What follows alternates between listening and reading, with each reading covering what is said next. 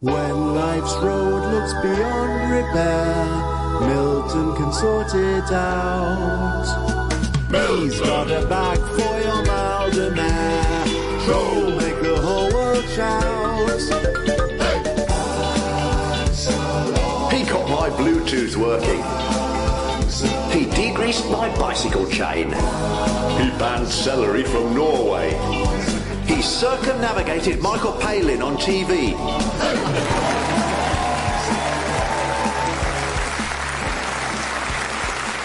Hello, I'm Milton Jones. There are many things wrong with the world today. Recently, I've been diagnosed as having attention deficit. Just look at those lights. My grandmother has been talking about downsizing, and now she's in a little urn. And tonight I'm going to try and pull out all the stops, so apologies if you're going home by bus. My quest is to solve these problems and help as many people as possible in the next half hour. I live with my loyal friend Anton and our landlady Pauline, who looks after us. Anton, I'm just resetting the password on the computer. Good idea. Make sure you use a load of random letters. OK. So just take these drawing pins and put them on the floor. Anton! Wait for him to walk into the room. So, what did you decide to... O-R-E-E. O-R-E-E. And now I just need a random number. Milton, for the 100th time. Thank you, 100. Honestly, Milton. Well, it's probably better than my old system, where I'd keep the password but change my identity. Does that explain why you spent all of last week disguised as a Filipino washerwoman? No, that was something else. So, what's brought on this sudden burst of computer activity? I'm setting myself up as a financial advisor. Are you? Well, I'm not sure you can just do that. You should do it too. You could make a lot of money. That'll be £500, please. What? For my financial advice. Milton, I really think there are exams to pass, associations to belong to, plus you'd have to advertise your services. Ah, now that I've done. I left a card in the newsagent, but he kept coughing it up, so I had to put it in the window instead. All right. And has your financial advisor card been there long? 3 weeks now, and at only 50p a week, that's the best £9.70 I've ever spent. Knock, knock. Hello, boys. Thought you might want another batch of my biscuits. Ah, Pauline's famous biscuits. Very tightly packed with goodness. Oh, Milton, I saw the card you left in the newsagent's window. I might need you if ever I start selling my biscuits. You should do it, Pauline. You could make a lot of money. Really? That'll be £600, please. I see the cost of your advice is going up, Milton. That's what we call gradually increasing your profit margins. You could do it too. That'll be £700, please. Milton, I don't think we need any more financial advice. That's just where you're wrong. For instance, Pauline might like to consider investing in an ISA. Ah, tax-free savings account. No, an ISA to make the biscuits a bit more tasty.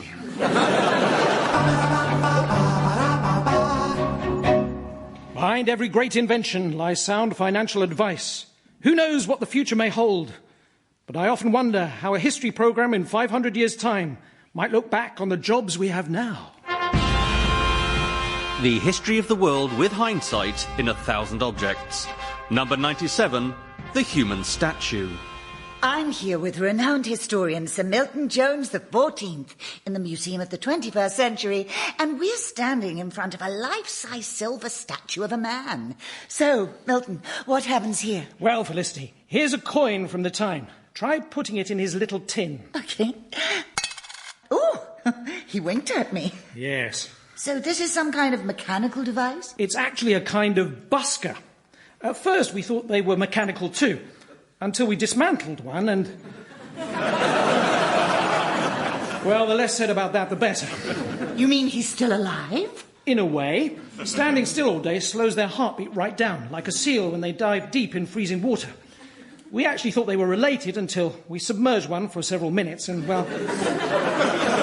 The less said about that, the better. Oh, that's amazing. I mean, just look at his hands. His fingers really do look like they're made of metal. Yes, but if you put them on an anvil and hit them with a blacksmith's hammer...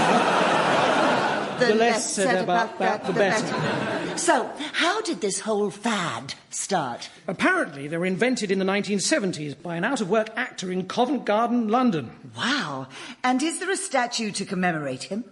We're not sure. Okay, and were these the only sort of buskers? Oh, no, there were jugglers too. Oh, of course. You can't beat a good juggler. Actually, you can. Just grab one of their clubs when it's in the air and use that. Can we make this one move again? Sure, just take this coin and put it in his hand this time. Right. Are you sure he'll move? Oh, he will. I'm just heating the coin up with a blowtorch.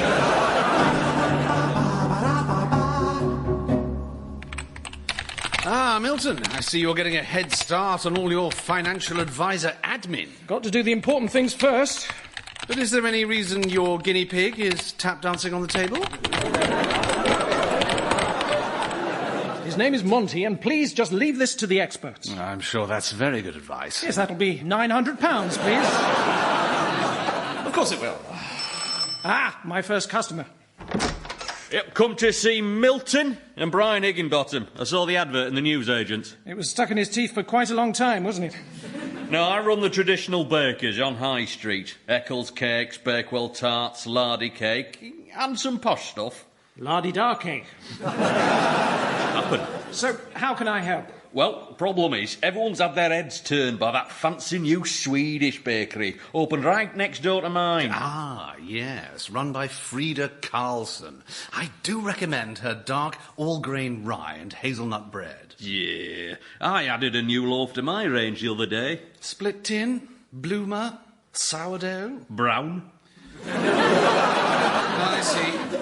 Well, the thing is, Mr. Higginbottom, artisanal bakers are very much the thing nowadays. Yeah, I had a go at that nonsense. This couple asked me to make a personalised wedding cake with a message in icing. I've got a picture of it here. Congratulations to the happy couple.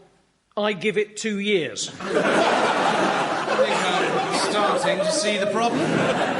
Everyone's eating cinnamon rolls and whatnot nowadays, and I can't compete. A few more weeks and I'm out of business. Relax, Brian. Once I even saved an Italian soup company from going into administrone.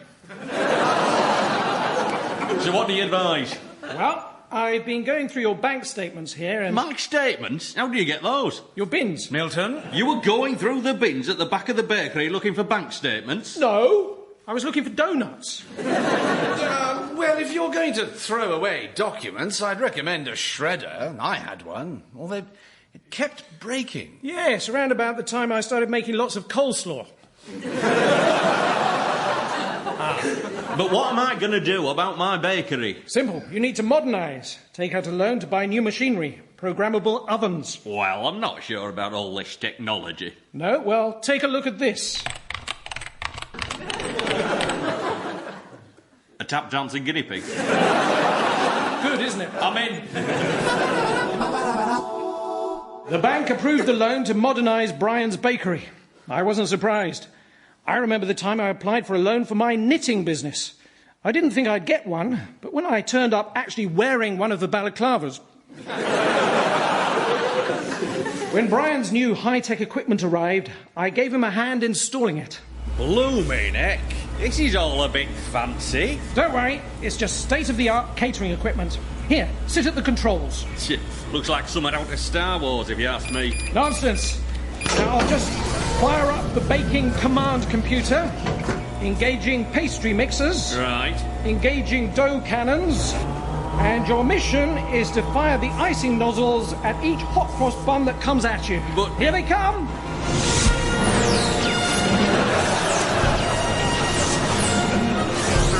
You sure this isn't based on Star Wars at all? No. Well, so long as the pastry doesn't turn out too, chewy. What? Nothing. Oh, who's that? What is all this noise, please? Ah, Milton. This is Frida from that Swedish bakery next door. The noise is excessive. I am quite angry. You Nordic types, so cool and unemotional. Like that detective who wears the jumper. She's Danish. OK, Amundsen the Explorer, then. Norwegian. OK, the iconic image from the film Jaws. Finn. I'm sorry if my modern baking disturbs you, Frida. Not all modern baking is noisy. This is not necessarily the case. Very well. Why don't we go and see your bakery, then?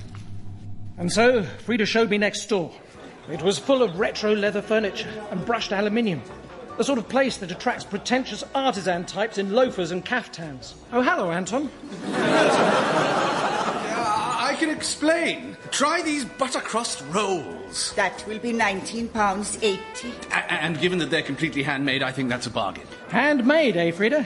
You should raise your prices. Of course, you are a financial advisor, but I have no need for your help. Too late, that will be £1,000. Milton. Or shall I just order 6 cakes and we'll call it quits? He is implying my goods are expensive. Do you know how that makes me feel inside? No. Do you? Milton, how could you talk to her like that? She's just an honest Swedish baker who bakes divine cakes. Well, she's a business rival to my clients. I'm sure Brian will be fine. Look, cakes are flying out of his shop. Exactly. No, look through the window, Milton. There are literally cakes flying out of Brian's shop. Well, something must have gone wrong with his computerized delivery system. Anton, look out for that custard pie! Right. Hang on a minute, Milton. Brian doesn't sell custard pies. Guilty. As we ran to Brian's bakery, I reminded myself that I was used to dealing with catering crises. In fact, once I was the caseworker for a very famous but dysfunctional local family. Mrs. Kellogg! Mrs. Kellogg! What you want? It ain't convenient, it's breakfast. But it always seems to be breakfast here, Mrs. Kellogg. You can come in, I suppose. What do you want? We've got all brand Cocoa Pops, Crunchy Nut, Fruit Loops, fruit and fibre. Got any toast? It's just I don't normally have cereal. I mean, once my slightly deaf grandmother gave me a ricicle for Christmas. But I think that was a mistake. What do you want? Oh, you've done it now. That's my husband. Mr. Kellogg, I have reason to believe that you're not feeding these 3 pixies enough protein. Snap, Crackle and Pop are all perfectly healthy. Look, here, say hello to Milton. Hello! No need to get up. I'm Crackle. I'm Pop. And I'm... Oh, my legs! I guess that's why they call you Snap. Perhaps if you ate something other than cereal for every meal. I ain't got time for this nonsense. I've got to get on and feed Tony. Come on, boy. Come on, boy. Tony? You see, I'm not sure you're actually supposed to feed a tiger Frosties. Nonsense. Look at the front of the box. Next of all, he'll be telling me he shouldn't be wearing a red cravat. Oh, don't you mind him. He'll be all right once he's had his insulin. Look, the fact is, you can't just feed children or pets nothing but breakfast cereal. Oi! Right, that does it. Tony, attack. Oh, no! He's biting my arm. Hang on. He hasn't got any teeth. Actually, that's quite pleasant. Go on, get out of here. How dare you criticise what we choose to eat? In fact, I don't want to hear you ever mention cereals again. Get it? OK, I won't. Cheerio.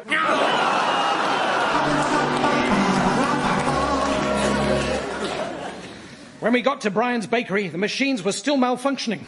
I can't understand it. The conveyor belt just went crazy. You've got to fix the computer. There's shortbread and macaroons everywhere. Right, Anton, pass me my hammer. Milton, what are you doing? Disabling cookies, of course. No. The computer's over here. Allow me. Right, that's temporarily disabled it. Right, it's chaos. New technology always comes with the odd glitch. Why don't we buy something here to cheer you up? How about one of your traditional sausage rolls? Excellent. That'll be 30p. Do you take cards? Certainly do. Here you go. To a wonderful grandson on a special note. Why don't we use my credit card and see how we go? All right. Just pop your PIN number into the computer. Ah, yes. That's odd. Yeah, that's been playing up too. I sometimes wonder if pins are more trouble than they're worth. Oh, nonsense. They're one of this age's great innovations. I thought it meant you had to use an actual pin to help you get your money out. But when I threatened a cashier with one, he just laughed. Well, until I told him it belonged to a hand grenade. Well, I'll give it another go. Yeah, the whole lot's gone to pot. Something's got into the computer. Milton, is there anything you can do? Yeah, well, that's all well and good, but could you take Monty away now, please? Allow me. I thought as much. Your computer's been infected by some malware and has now become part of a botnet, being malevolently controlled by another computer somewhere else in the world. This is serious. Bot. Anton and I worked all through the night to find out what the problem was. Eventually, Anton, look, there's our problem. And there's more than one of them. Well done, Milton. You found the hacker. Let me see.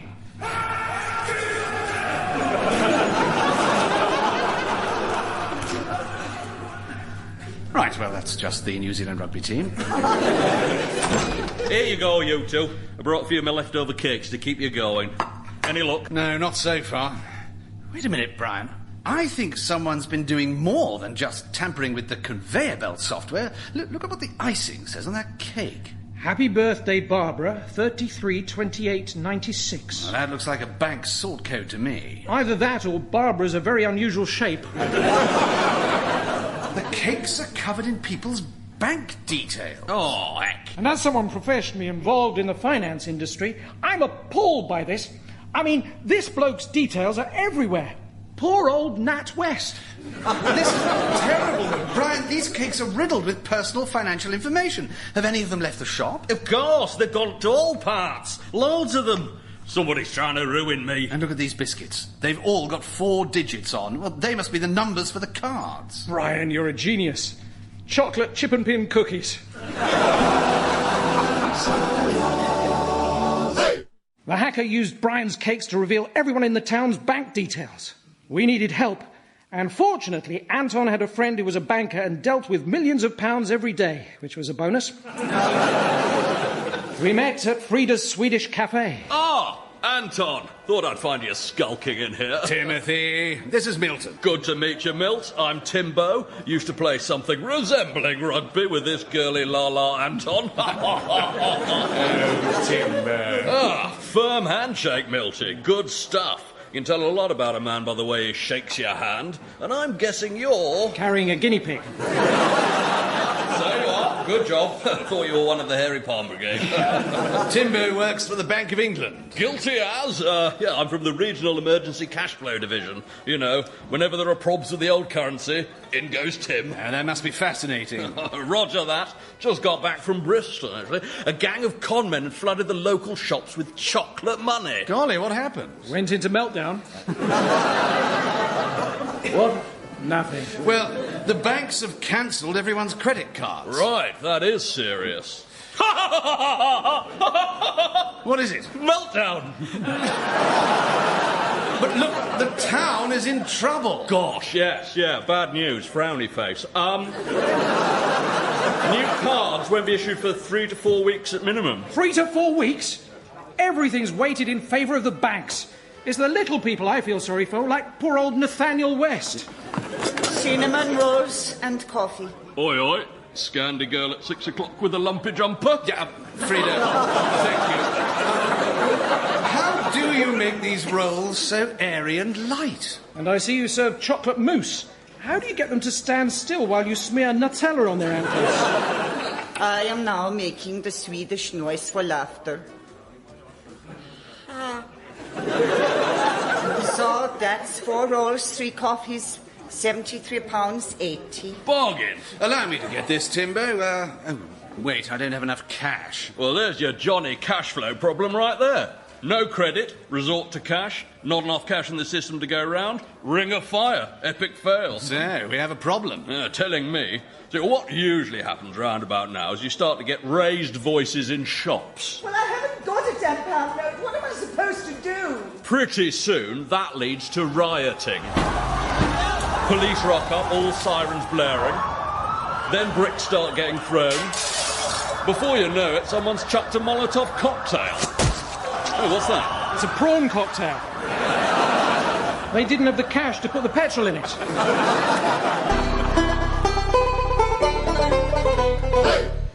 My job as a financial advisor wasn't exactly going to plan, but at least I had a job. Sometimes when I go to school reunions, I say that I work for the United Nations, and it's true. I have been UN employed for ages. Another time I went back to my old school, things didn't go quite as well. Great to be back in the old place, isn't it? Yes. It's Jones, isn't it? Ah, the old school, eh? Great days. Remember when I locked that supply teacher in the stationery cupboard? What? And then I couldn't find the key, and it was the last day before summer, so I went home and we never... No. Neither do I. So, what are you up to these days? I'm a cardiologist. A cardiologist? It's so lucky I bumped into you. Look, I know it's your night off. It's all right, Jones. Just tell me what the problem is. Last month, I found out I'd got this small hole. In your aorta? One of your ventricles? No, in my cardi. Oh, one. Well, what am I going to do? It's my best one. Jones, I don't know anything about cardigans. I do transplants. Transplants? What kind? Clearly not hair. What? Hello there, Professor Wilson. Ah, you must be Milton Jones. Yeah, I suppose I'd better introduce you to the new head. Wow, Wilson transplanted you a new head. It's a bit saggy around the neck, but otherwise fantastic. I beg your pardon. No, the new head teacher. Ah, no. Well, there's only been a few changes around here. I saw the new biology lab. Very impressive. Especially that real human skeleton. Yes, tragic business that. Apparently it was found in one of the cupboards. Now listen, Jones. I'm going to have to ban you from these events. Apparently you were a nightmare to teach, and you've been a complete disgrace to the school ever since. That's hardly fair. Well, what is it you do, exactly? I'm an Ofsted inspector. Oh, it's so lovely to have you here. Can I get you a drink? Some sandwiches? The money crisis in the town got worse. Sounds like the riot's still going on. What on earth can we do? Usual tricks in these circs is to issue a new currency tied over the town till everyone gets their cards back. Well, why don't we use American money? I'm sure we have some US currency, which Milton's been keeping. Great idea, Anton. It's in a special hiding place. And you're not telling him where it is. You bet your bottom dollar. How did you know? Right, boys, tee up. Thank you, Pauline. Very considerate. You know, what this town needs to tide it over is some kind of coin. Round, easy to produce, and indestructible. Biscuits, anyone? Made of fresh batch. Milton, are you thinking what I'm thinking? You mean about Monty getting into gangster rap? OK, I'm thinking that these biscuits might just be what we're after. A biscuit currency? Well, that sounds pretty bonkers, but worth a shot. Right, I'd better get baking then. Wait, where are my oven gloves? You don't need gloves for the oven, Pauline. It'll be lovely and warm in there. And so we launched Pauline's Biscuits on the unsuspecting town. At first, there were some teething problems. Oh, my teeth! That'll be 8 biscuits, 43 crumbs, please. There you are. Sorry, I can't break a 20. Why not? I left my chisel at home. Oh, look, darling. What a lovely fountain. Yes, and apparently it's good luck to throw a coin in it. OK, here goes. Oh, it's absorbed all the water. Our biscuit currency became so popular we started running short. So we decided to move production to Brian's bakery next door. Right, let's get things going. Excellent. That all seems to be going well. Guys, what are you doing? Stop making biscuits or you'll go into hyperinflation. What's that? You know, like the hyperinflation in Germany between the wars. Oh, no. There'll be Zeppelins everywhere. Very well, I'll stop production. No, it's not stopping. Turn it off! Well, I'm trying to shut it down, but it's been hacked again. OK, we need to take drastic action. Milton, shut off the power. Oh, it's still running. Well, there must be some alternative power source. Wait, look. If I lift this panel, a wheel generating electricity being turned by... Monty, how could you? Looks like the guinea pig's working for the hacker. So he's a mole. And a traitor. So he's a rat. And it took us all for a ride. So he's a horse. That is right. Monty has been working for me. He kept the machine running and his step dancing was sending me signals in Morse code. So it was you who hacked the computer? You who put all the data on the cakes? You finally figured it out. I am impressed. How can we tell? But why? Because I wanted to drive Brian out of business with his stupid eggless cakes and his so sulky rolls. It's pronounced sausage rolls. Well, I've had it with all of you, and I brought my most deadly utensils with me. Oh, no. Let's hide in the fridge before she attacks us with a kitchen implement. Well, it's a big whisk. You're right. We could get frostbite. No, she's holding a large whisk. Ah, this is what I was looking for. Oh, no. Now she's picked up a knife. Take that! It's coming towards us. Get down, Anton. Mind you, that is a lovely piece of kit. High-grade Swedish steel. Ergonomic handle, precision tip. Perfect for today's kitchen. Anton, don't fall for the middle-class curse of being mesmerised by expensive kitchenware. Carver Rundum sharpened edge. I've never really noticed how long this room is before. Anton, duck! Oh, no, he's been it. Anton. Anton, my friend. Milton, I led a good life, didn't I?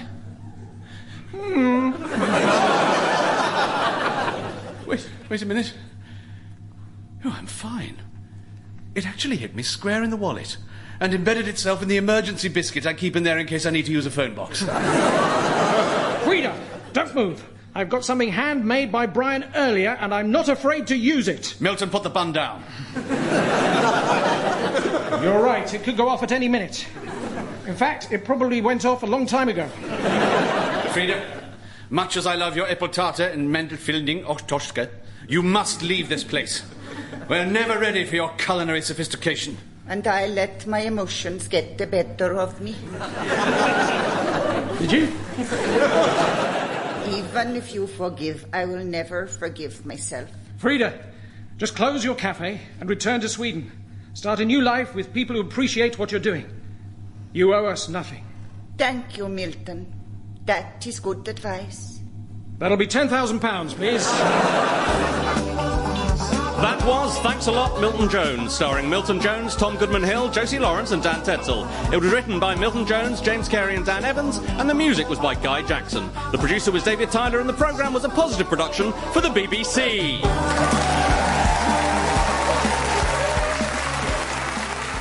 When life's road looks beyond repair, Milton can sort it out. He's got a bag for your Maldemare. Go make the whole world shout. He taught wasps to whistle. He cut my hair like Harry Styles. He made balloon animals more exciting. He reinstalled Windows 95 to bring the good times back.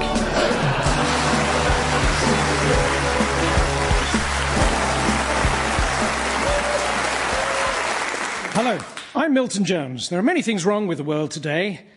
At school, my bike was smashed up. It was my own fault, really. I just handed out leaflets saying, bullying, let's break the cycle. I read a book the other day called The Anticlimax. The first part was good. And we've been over this again and again and again, said my driving instructor, pointing to the Badger.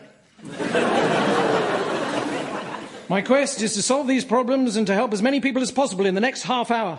I live with my trusty friend Anton and our landlady Pauline, who looks after us. Milton, the bin men are coming tomorrow. 3 days I waited in for them last time. You don't have to wait in for the bin men, Milton. Eventually one of them took the lid off and I was able to leap out at him. Well, be careful. We've already had an official notice from the council telling us not to verbally abuse the bin men. They started it. One of them said to me, "Where's your recycling tubs?" So I said, "You're not so thin yourself." Knock, knock. Hello, boys. Now, I'm not cross, but your bins are in a terrible state. Full to the brim with mouldy fruit. Really? Oh, come on. The musical We Will Rock You's coming to the local theatre in a fortnight. I just want to be ready. Milton, not again. I remember the last time we saw a show and you threw rotten fruit. Miss Saigon. To begin with. Then I found my range.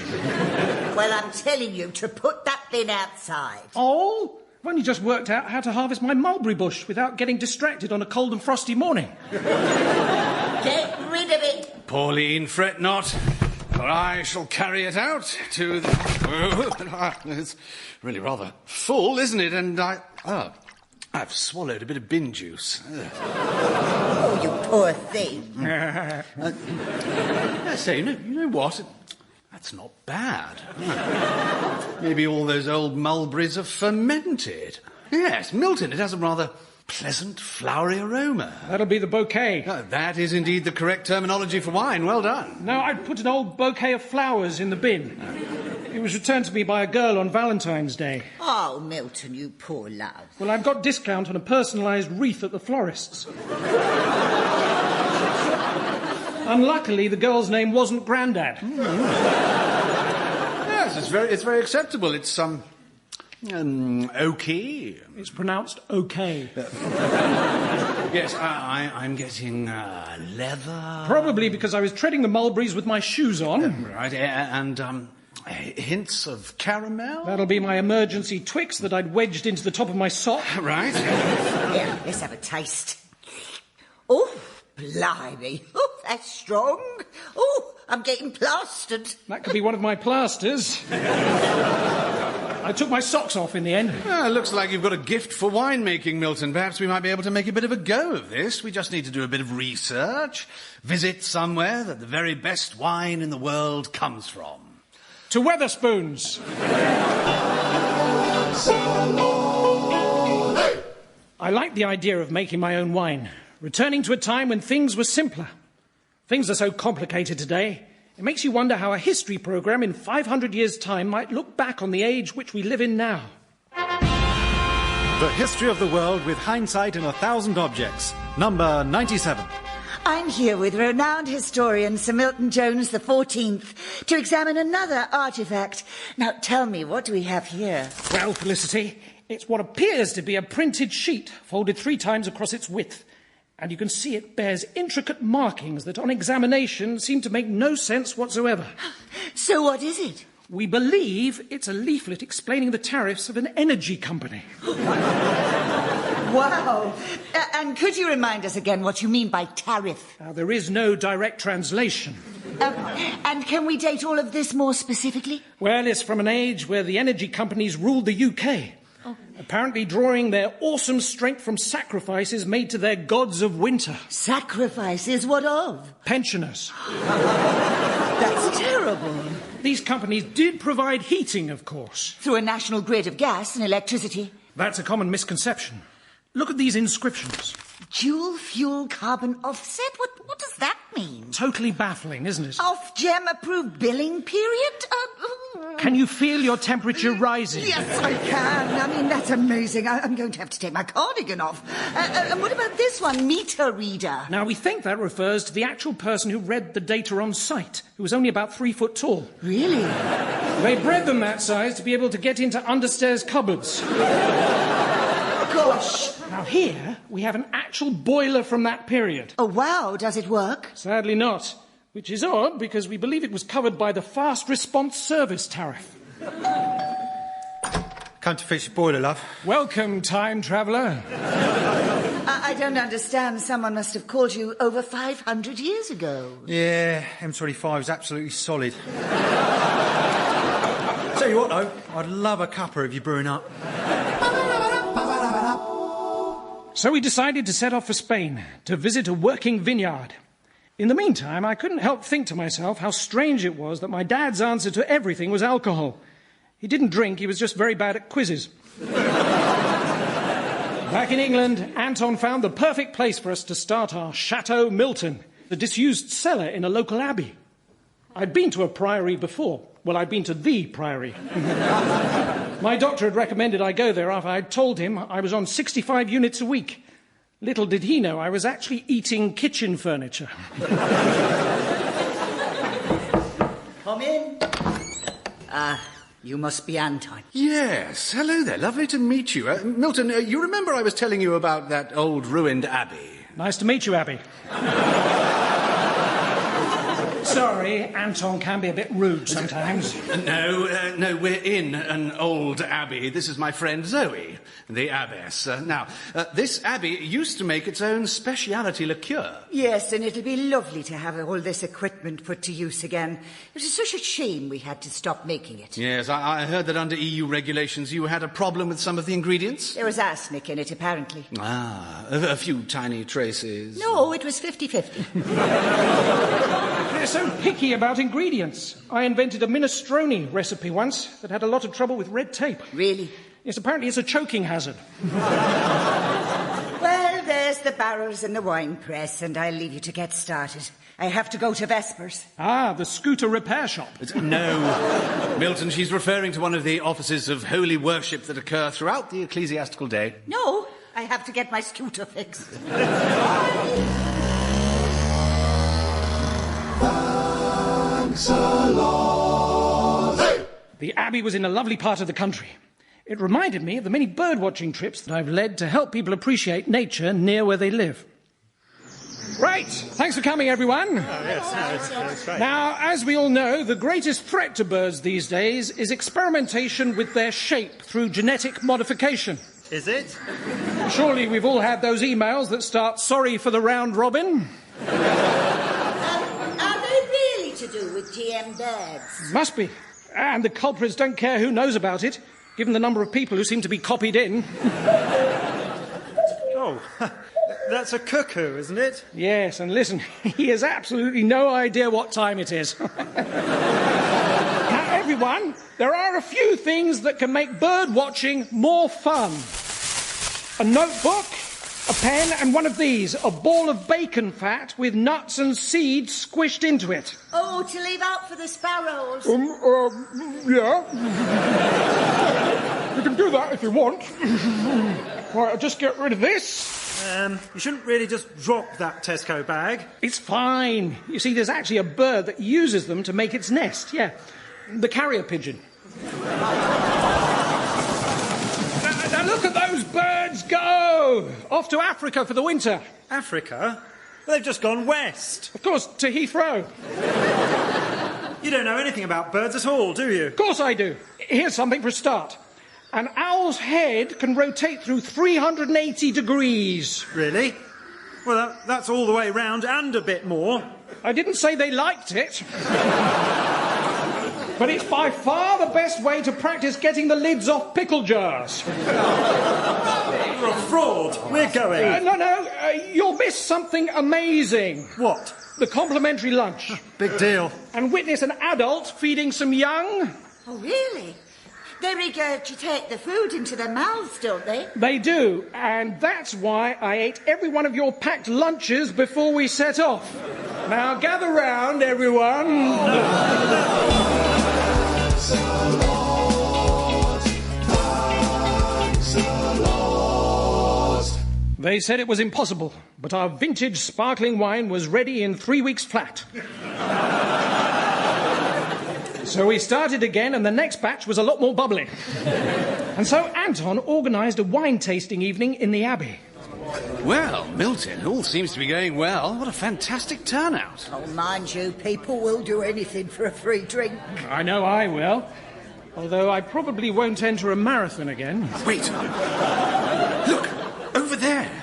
I invited him, but I didn't think he'd actually come. What, that bloke in the bow tie? Yes, that's Quentin de Coverley. Well, he's a big noise in the world of wine. Well, that can happen if you drink a lot of fizzy stuff. His opinion could make or break us. Look, he's coming over.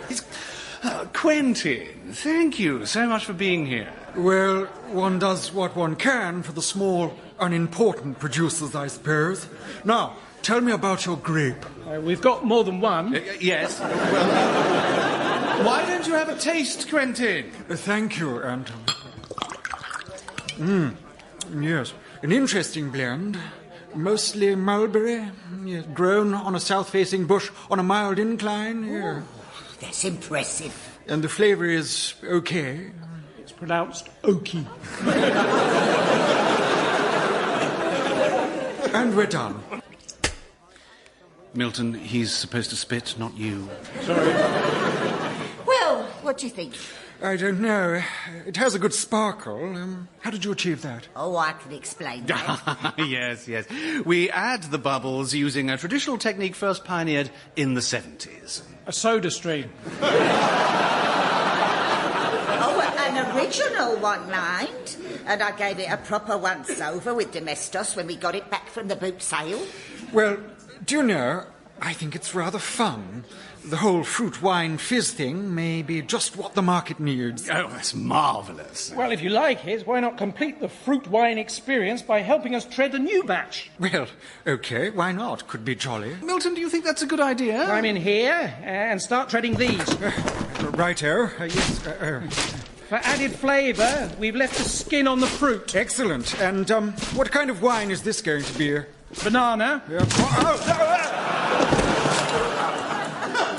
Well, he's out cold. We've knocked out the nation's leading wine expert. This is a disaster. Oh, we should give him a shot from the barrel. OK, but you're going to have to help me bury the body. No, Milton, give him a drink of some kind. Spoil sport. Well, we might as well pack up and go home. De Coverley's bound to write a stinking review of our wine now. We just need to diversify. I've already begun to experiment with other kinds of drinks, although I wouldn't advise making a margarita cocktail with leftover pizza. Oh, dear. Or try some of this slow gin, or as I prefer to call it, gin.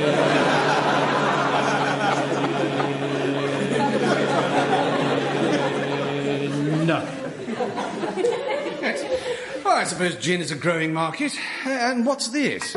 Oh, is it whiskey? Aha! The water of life. Fine single malts like Glenfiddich, Glenlivet. Well, mine looks dull, but has a bit of a kick to it. It's called Glenhoddle. Anton, Milton. Zoe. Abby. I just seen the review of your wine in today's paper. Was it bad? I'm more worried about these full-page newspaper adverts. Whoever's doing your marketing is going to get you into trouble. Milton, what have you done? Do you like real French champagne? Then try some Chateau Milton, a real French champagne made from real French grapes in a real French vineyard in a field near Guildford. Plus, it makes you burp like a camel. Yeah, camel. Milton, you can't call it French champagne when it's not from Champagne in France. Oh, well, you're not going to like the snacks I serve with them then. Ah, mini cheddars. Cheesy snacks from Cheddar in Somerset. No, mini Jeddahs. Cheesy snacks in the shape of the city of Jeddah in Saudi Arabia. Made in Somerset. No! The EU will have you arrested. Look, Milton, do you have to call it real champagne? It only tastes a bit like champagne. It also tastes like Tizer. Then I shall combine the champagne and Tizer in the name Shizer. I'm not sure that's going to catch on. Surely you can think of a better way of combining champagne with Tizer. Of course. I'll call it Tampagne. Yes, perhaps Shizer's not such a bad name after all. Okay, nobody move. Oh, no. It's the EU food police. Yes. Freeze. Not you. All the food must be frozen so we can examine it for place of origin. Who are you? Yes, how can we trust you if we don't know your place of origin? I am le contrôleur de la régulation de source unique de pays d'origine. Mexican, eh? No, I am a native of France. My name is Philippe de Baguette. Born and bred. It is vitally important that foods come from their place of origin. What about Mars bars? Silence! Stop trying to make a nonsense of our important laws. Sorry, I'm just a bit of a Euro-skeptic, meaning I don't actually believe that Europe exists. I had a near-Europe experience once when I was on holiday in Kent. I remember I found myself walking along a tunnel towards the light. Then a voice said, "Bonjour." And I thought, that is so unfair. I thought I led a good life. Stop this! You have committed a serious crime. You say you're making real champagne, but champagne must be made from a second fermentation in a sealed bottle of selected cuvée derived from exactly the correct grapes of the region. And if it's truly French, the entire process must be done with great resentment while smoking cigarettes on a 3-hour lunch break. So you do know the rules. Before I knew what was happening, I was taken to the European Standards Protection Court, a place where everyone was passionate about food. The court is now in session. Presiding Judge Gertrude von Frühstück. The court is now in session. You will all be seated. Your Honour, if I may speak in Milton's defence, can I say that this is surely just a simple misunderstanding? As I said, it is a simple misunderstanding. Your Honour, I must object to the way in which... Must you keep doing that, Your Honour? Oh, sorry. I was just tenderizing the steak. Oh, no. What were you saying? Remember, Anton, everyone here is obsessed with food. I mean, look at the stenographer. I've never seen anyone shell pistachios so fast. Your Honour, the case is against Milton Jones, a man who has no history in wines and spirits. I object. My grandfather invented the gastropub. Ah, the pub that specializes in gastronomy? No, enteritis. Milton, I don't think this is helping your case. And, Your Honour, this Milton Jones now runs a vineyard, a brewery and a distillery.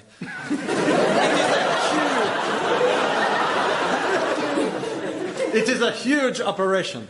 I was going to build a bottling plant, but, I just couldn't quite go through with it. I also had an idea for a new kind of glühwein. Oh, Prost!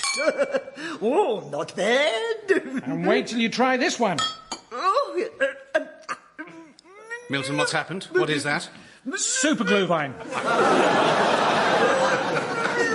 Well, she's trying to speak. What's her verdict? She's saying... My lips are sealed.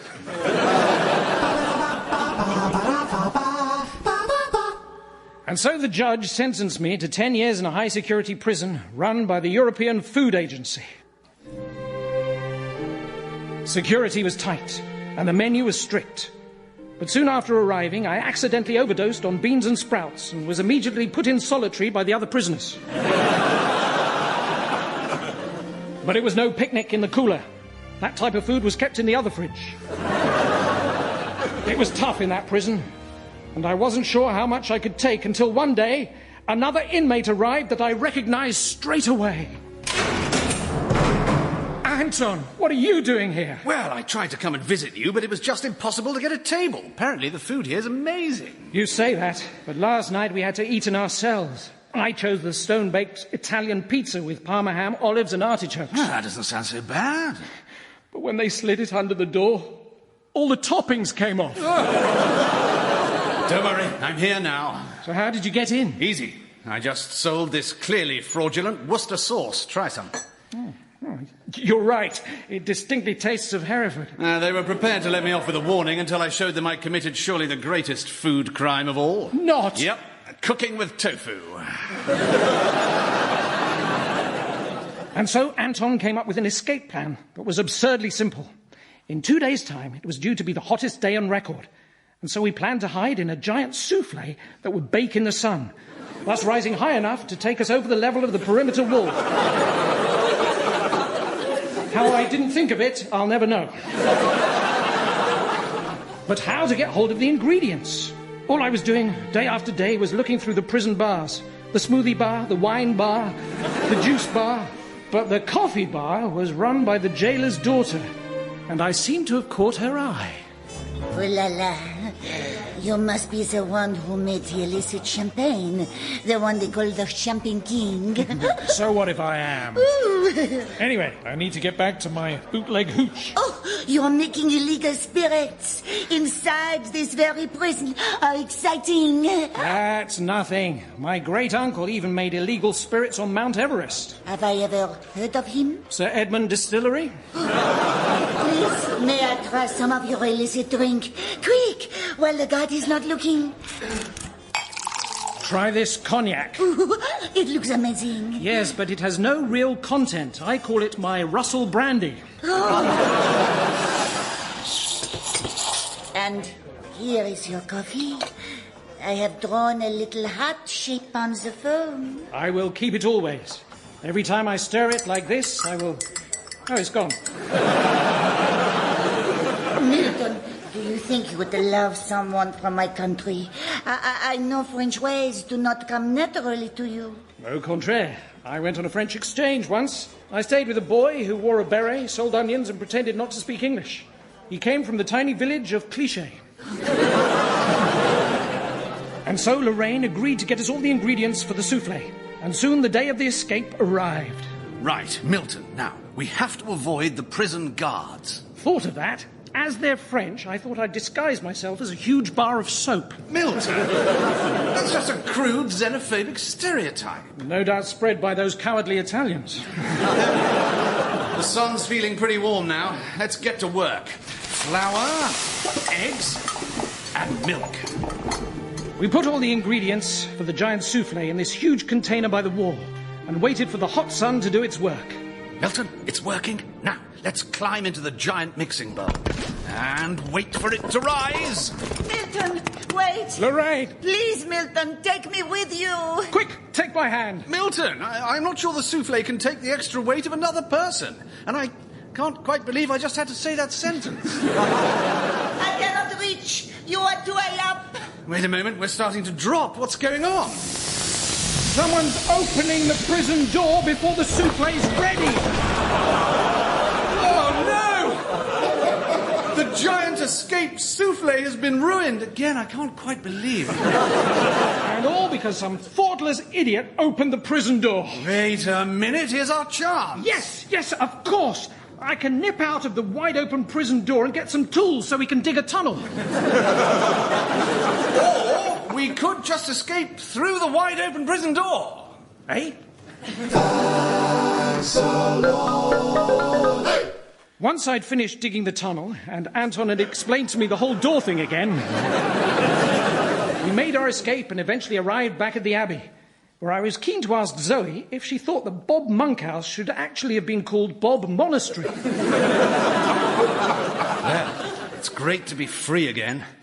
But now we have the harder job of clearing our names. We're going to need someone with a sharp legal mind. And that's why I brought along Lorraine. She's a barrister. No.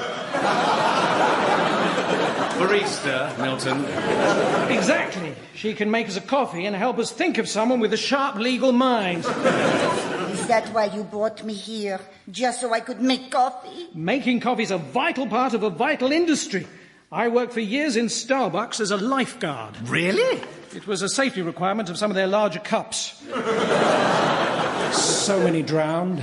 But Milton, there is something you need to know. We're not out of chocolate sprinkles. No. I am more than a barrister. I happen to have studied constitutional law at the Sorbonne. Really? And I did my thesis on the wrongful imprisonment of prisoners by poorly drafted European legislation. What a stroke of luck. Milton, are you listening? Too thirsty to listen. Think carefully. What do we know about this place where we are standing? Well, this abbey attracted visitors for miles around. I think it used to have some holy relics, and in medieval times there used to be a spa. Very handy when you run out of milk. I wonder if anyone came here from France. Perhaps a diplomatic mission. What's that noise? It's no use, Jones. I have the building surrounded.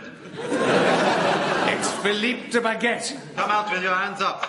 You know, like those corkscrews where it looks as if the little man is putting his hands up. Looks like this is it. Okay, Lorraine.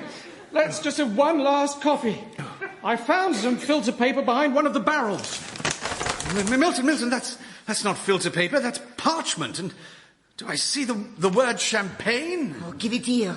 I did a module in medieval French as a major. Okay, but why dress up as a major? Hang on. This document shows this abbey and its land was given to the Duke of Champagne by Henry VIII to settle a gambling debt. Well, they probably heard that Richard III owed him money, and he disappeared near a car park in Leicester. Whatever. It proves we're standing on land that is governed by the Duke of Champagne. Okay, nobody move. You're under... I'm sorry, Philippe, you're too late. By about 500 years. It turns out we've been making champagne in the area of Champagne after all. Read this. Sacre bleu. I didn't realise you came from the village of Cliché as well. So now we're free to make even more champagne. If only we had some way of celebrating that fact. Long term, we must all find a better way of keeping this kind of legislation at bay. Got it. From now on, we will tell the French that if we don't get our own way, we will call Greg's the Baker's a patisserie.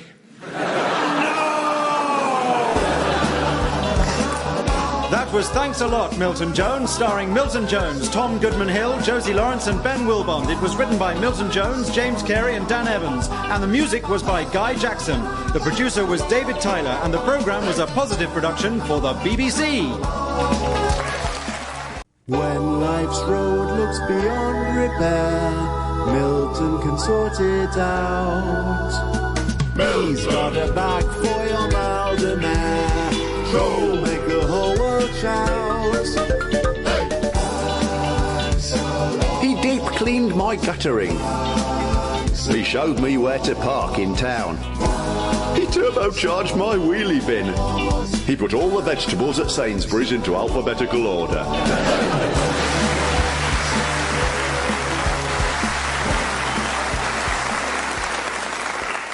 Hello, I'm Milton Jones. There are many things wrong with the world today.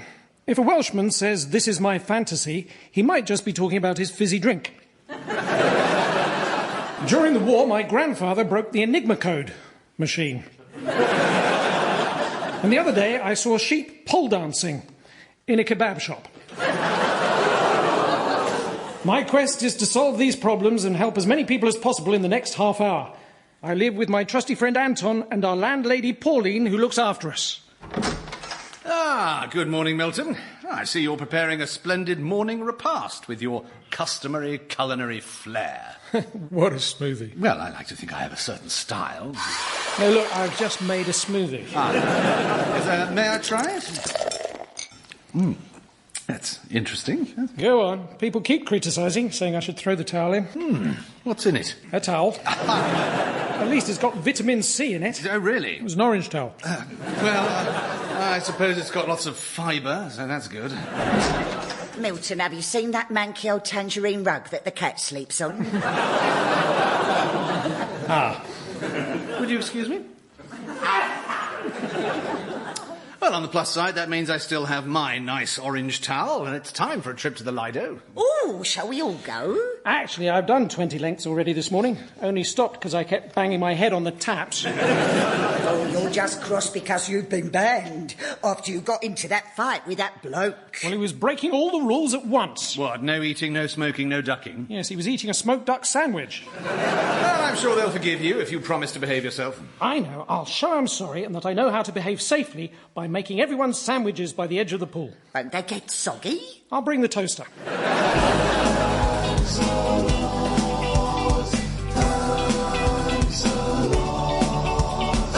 As we set off for the Lido, I remembered how I'd combined my love of outdoor activities with my passion for helping people.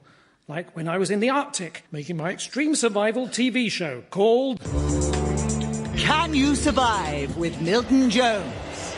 Well, hello.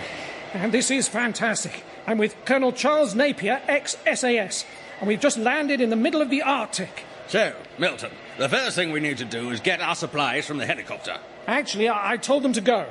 Go? When it's minus 40 degrees, the last thing you need is a giant fan. Well, never mind. We'll call the helicopter back using the walkie-talkie. Right, this is serious. What about the emergency beacon? Beacon? Not emergency bacon. No, why would we... I thought that sandwich was a bit crunchy. In fact, it's giving me a really bad tummy ache. That beacon was programmed to emit a loud blast every 30 seconds. I might manage that, actually. Listen, Jones, I only agreed to this because you said you had experience of Arctic survival. I do. Although on my last expedition, my companion got frostbite in his toes. It was terrible. Last thing at night, he had to switch from "This little piggy went to market" to "She loves me not." A polar bear. Honestly, I don't care how cold it is here, there's simply no excuse for wearing real fur. Milton, have you got anything in your pockets at all? There's some food and fuel. Excellent. What exactly? A carrot and 2 pieces of coal. Can we make... No, we can't. Trust me, Colonel, I've already made a ball of snow. Just wedge the nose in there and eyes in here. We'll be home in no time. Just as soon as I find my emergency CD... This had better be good, Jones. Come on, Mr. Snowman, you can do it. Just climb on his back, sir. No!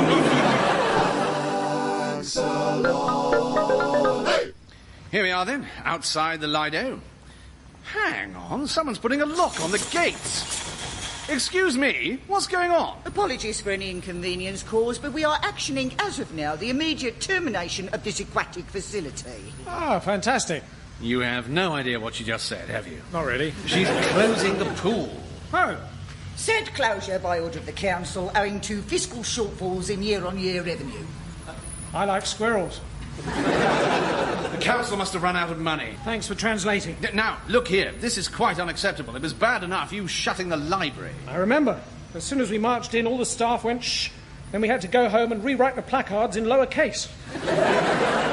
You haven't heard the last of this. Well, my name's Rochelle and I'm the council's leisure facilitation compliance officer. So if you have any feedback, please don't hesitate in contacting myself. You talk stupid. Milton. That's my feedback. Oh, are you back already? Good. I wondered if either of you two had seen my purple swimming costume. Nope. Blackcurrant smoothie, anyone? Because I need it for my aqua aerobics class this afternoon. Bad news, I'm afraid, Pauline. The Lido is being closed. What? Oh, that makes me want to jump up and down. No need for your class, then. How is everyone going to cope? Probably just shut their eyes till you stop. Well, I think it's a terrible shame about the pool. Especially as it was built by my great-grandfather, Sir Edwin Jones. What, that bloke who has a statue in the town square? That's right. He invented all sorts of things to do with swimming pools. For instance, a clever device for lifeguards who couldn't whistle. Really? It was called... Hold on, I've got it written down somewhere. The Whistle. Good for him. Oh, but I recall the sign on the statue says he invented the diving board. Yeah, but unfortunately it was 10 years before the invention of the swimming pool. By which time he was in a neck brace. Oh, that's terrible. But after that, he never looked back. Of course, I'm very public-spirited myself. One way I help the community is by prison visiting, although sometimes the prisoners can be a bit too attached. So, how have you been, Tony? Not talking to you. Why not? I hear you've been seeing other prisoners behind my back. I heard you wrote to a rival drug baron. Miguel Sanchez is on death row in Mexico. Yeah? What's he got that I haven't? More interesting stamps. Don't be like this, Milton. I thought we was like a proper couple to sort of finish each other's sentences. Tony, I'm not doing your last 6 years for you. No. You can't treat me like this, Milton. It's not like any of the old gang can come and visit me anymore. That's why you're in here, Tony. Oh, they were grasses. All right. I'm sorry, Milton. I was just shooting my mouth off. At least it was yours this time. Now, look here, Milton. Visiting time's up. Say your goodbyes. Sorry, Milton. I know I have problems with anger. Thanks for, caring. Don't worry about it, Tony. You just need to get out more.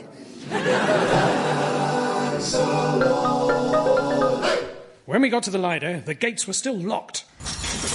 Oh, dear.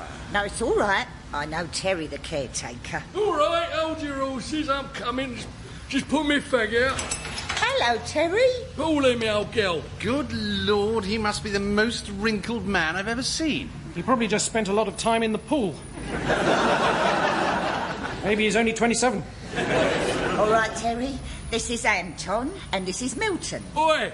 I thought I had you barred, Jones. No, he's with me, Terry. We're organising a protest to save the Lido. Yeah, nice one. Like the 70s. Winter of discontent. Yeah, that was a real David versus Goliath situation. Ah, you were the little guy standing up against the council giant of administration. Nah, I chucked a stone, hit the mayor in the face. Listen, Terry, can you get us into the pool? It's all locked up here. Yeah, you can come through my office. This way. Of course, time was, whole families used to come here, all getting fit and healthy in the fresh air, all happily smoking together. I'll bet you've seen a few changes over the years. Yeah, well, sometimes the cubicle doors just swing open and you have to have a look.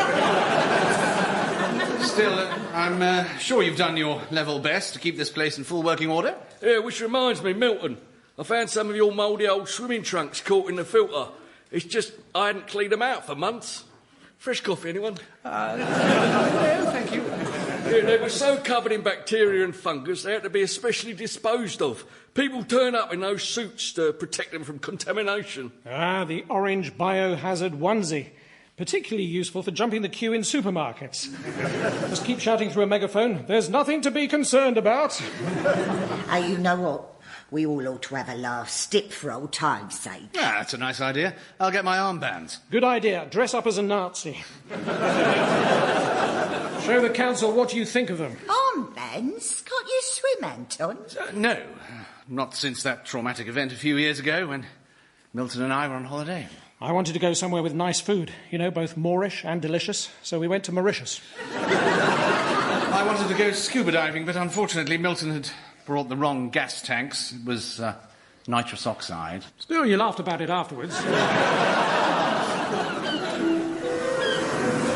We were on the boat, and I spotted a pearl glinting at the bottom of the ocean. I dived down, swimming down and down, grabbing the pearl and seeing dozens of others besides, my lungs bursting for air every time I came up to the surface to the point of delirium. It was round about that time I noticed that my mint imperials must have fallen off the side of the boat. It took me weeks to recover. Oh, dear. Save our Lido! Save our Aha! Here come the protesters. Oh, come on, then. OK, everyone. Now it's time for the sit-in. Milton, not sure that was such a good idea. What do you mean? Excuse me, but I must ask for this demonstration to cease with immediate effect. Ah, Rochelle, here to witness the people make a stand or possibly take a swim. Come on, Anton, join the protest. Do you know, I think I just might. I'll just put on my Bermuda shorts. There we are. Oh, hang on. Something's disappeared. It's the curse of the Bermuda Shorts triangle. That's right. There is. There's a triangle cut out of my Bermuda shorts in just the wrong place, Milton. Well, I discovered that my ancestor, Sir Edwin Jones, also invented the bathing costume. So I was just making sure his descendants get 15% of every costume sold. One day, I'm going to get millions of pounds in commission. Millions of pounds? You need someone to give you a reality check. Royalty check. You see, did he say royalty check? Yep. How much is it for? Millions of pounds. Of course it is. Nice one. 6.7 million pounds. Now, Milton, you need to be careful. I'm going to spend this all in one go. No. Yes, I'm going to buy, rebuild and restore this Lido. In some mutually beneficial public-private partnership that would be commensurate with council policy? Of course. But first, I'm going to get you a present. Oh, for myself? Yes. English lessons. Thanks a lot. Sir Edwin Jones had saved the day. He was a brilliant inventor ahead of his time. For instance, he also invented the first mobile phone. Mabel, dear wife, behold my new mobile telephonic device. Sir Edwin, are all these horses, cables and machinery really necessary just to have a telephone that moves? I mean, Sir Alexander Graham Bell is the only other person who's even got a telephone. Sir Edwin? What? Oh, Sir Edwin, will you stop looking at your telephone device? What? Sorry. One day, Mabel, everyone will have one of these, and it will fit in their pocket. Nonsense. How on earth could that happen? I shall make it happen by inventing the giant pocket.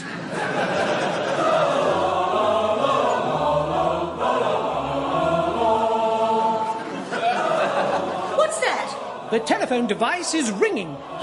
That explains the choir on the cart behind. Hey, you lot. I I set you to vibrate, remember? Sorry! It's ringing, I tell you. This is history in the making. I must get up the steps, engage the pulley system to lift the receiver. Good afternoon, Sir Alexander. What? Hello? Hello? No, I just can't... hello? Hang on a minute. I'm going outside to get better reception. No, I'm going to higher ground. Take the horses to the top of the hill. Yeah! Steady on, I'm losing control. Whoa. Hello?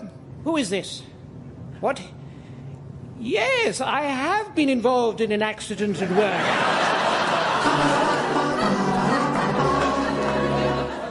With all that money I just received, it seemed a shame to just rebuild the Lido.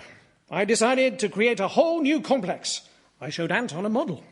Ah, very impressive. Obviously, when we come to construct the real thing, we're going to need a lot more Lego than this. You can't actually build real things with Lego, Milton. Nonsense. Haven't you heard of a red brick university? And so the construction of the Lido began. But there was one person who wasn't happy with what was going on.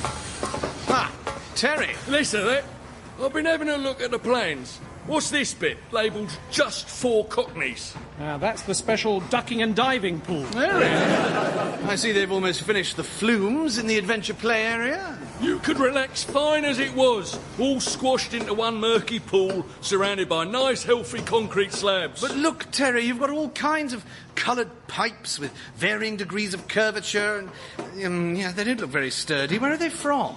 A specialist construction company in Denmark. Lego?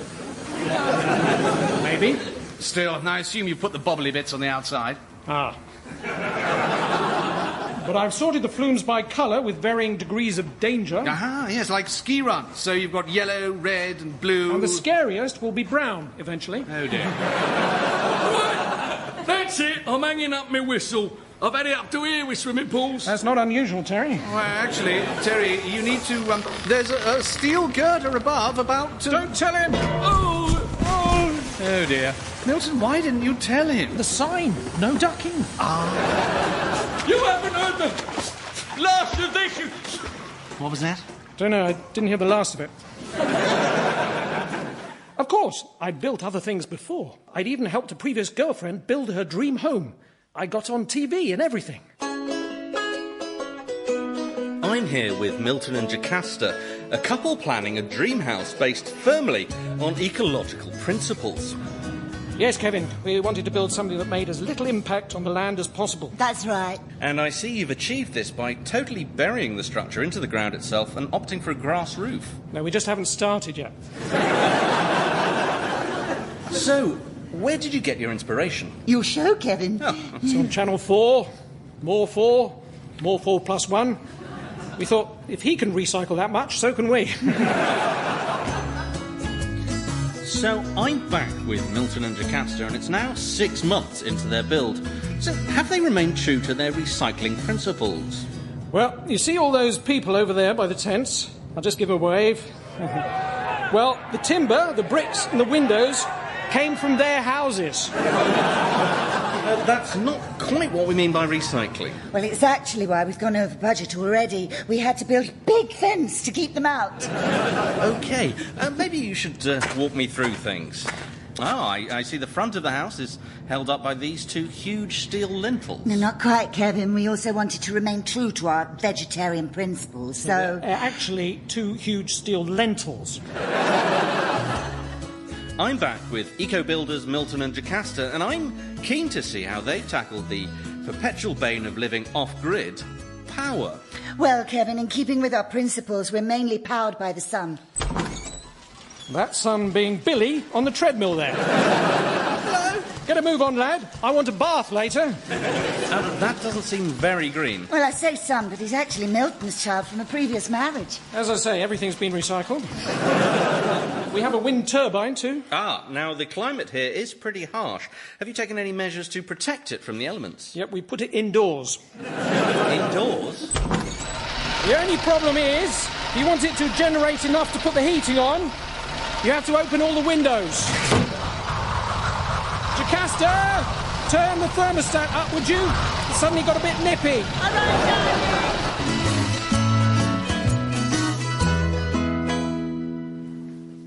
Eventually, the Milton Jones Splashback Centre was open for business.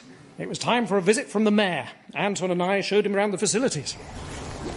Now, next on the schedule, Milton has organised a display of synchronised swimming. Oh, splendid. Milton, she's doing the routine by herself. Why is there only one of her? Ah, but what you don't realise is that there are 3 other swimmers in pools in Leicester, Hull and Glasgow doing exactly the same thing. What? Oh, yes, and one in Paris who finished an hour ago. Then came the highlight of the event, a grand gala dinner for all the councillors and guests under the enormous glass dome. Thank you for doing the catering, Pauline. Oh, my menu's all over the place, thanks to that Rochelle. She said it had to be carbon neutral, so I had to cut back on the meat. Cauliflower cheese and sprout salad. And that might explain why we're getting a build-up of, shall we say, greenhouse gases. You might be right. Oh, dear. The solar panels have stopped working. But it's OK, everyone. I'll just light some candles. Milton, no! With hindsight, everyone jumping into the pool to get away from the massive fireball was the ideal way to introduce people to the facilities. But Rochelle wasn't happy. She even complained about the poolside restaurant. It was on board a mini-submarine called HMS Nando's. But you had to be careful not to burn your eyes on the periscope. No matter what we did, Rochelle never seemed happy. So I decided to call a meeting. Milton, I have to state that there is ongoing concern you're not paying due diligence to safety issues. And that's why I've called this board meeting. Yes. Milton, I don't think you should have held it, actually, on a diving board. Springy. Milton. OK, fellow colleagues, I feel I should point out the elephant in the room. It's over there. Milton. I know, Sheba.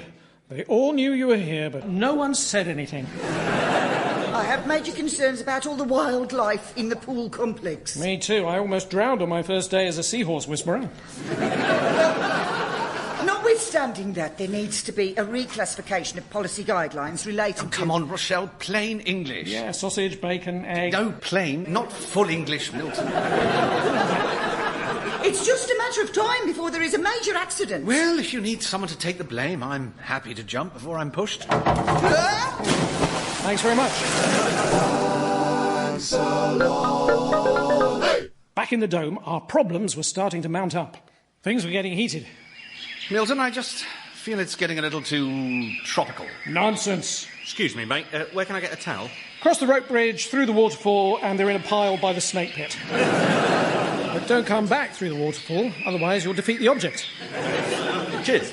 I just can't help feeling we've lost sight of trying to keep the Lido open. I'm sorry, this is part of my great-grandfather's vision. If someone doesn't like it, they can leave. Anton, are you trying to leave? Well, yes. The main entrance to the dome seems to be stuck. Oh, we've been locked in. That's right. Terry. Yes, I've had all the doors sealed up. If you like your new Aquapark experience so much, you can experience it forever. Be reasonable, Terry. I've got a chocolate orange somewhere with your name on it. No! This place is infested with bugs. We'll never survive. Nonsense. I've just had a call from a TV company wanting to make a show about our work here. But who would watch a bunch of nobodies in a jungle just trying to perform tasks? We were trapped, and eventually, disease struck. Milton, Pauline's not well. Oh, no. What is it? Well, her skin is an odd colour. She's started seeing. Look at the stars. Look how they shine for you. Yellow fever. I think we should get you to a doctor. Nonsense. I feel fine. In fact, I've never been happier. Oh, it's all so beautiful. We have to get out of here. Think, Anton, think. Terry trapped us in here. How could we try and bring him back?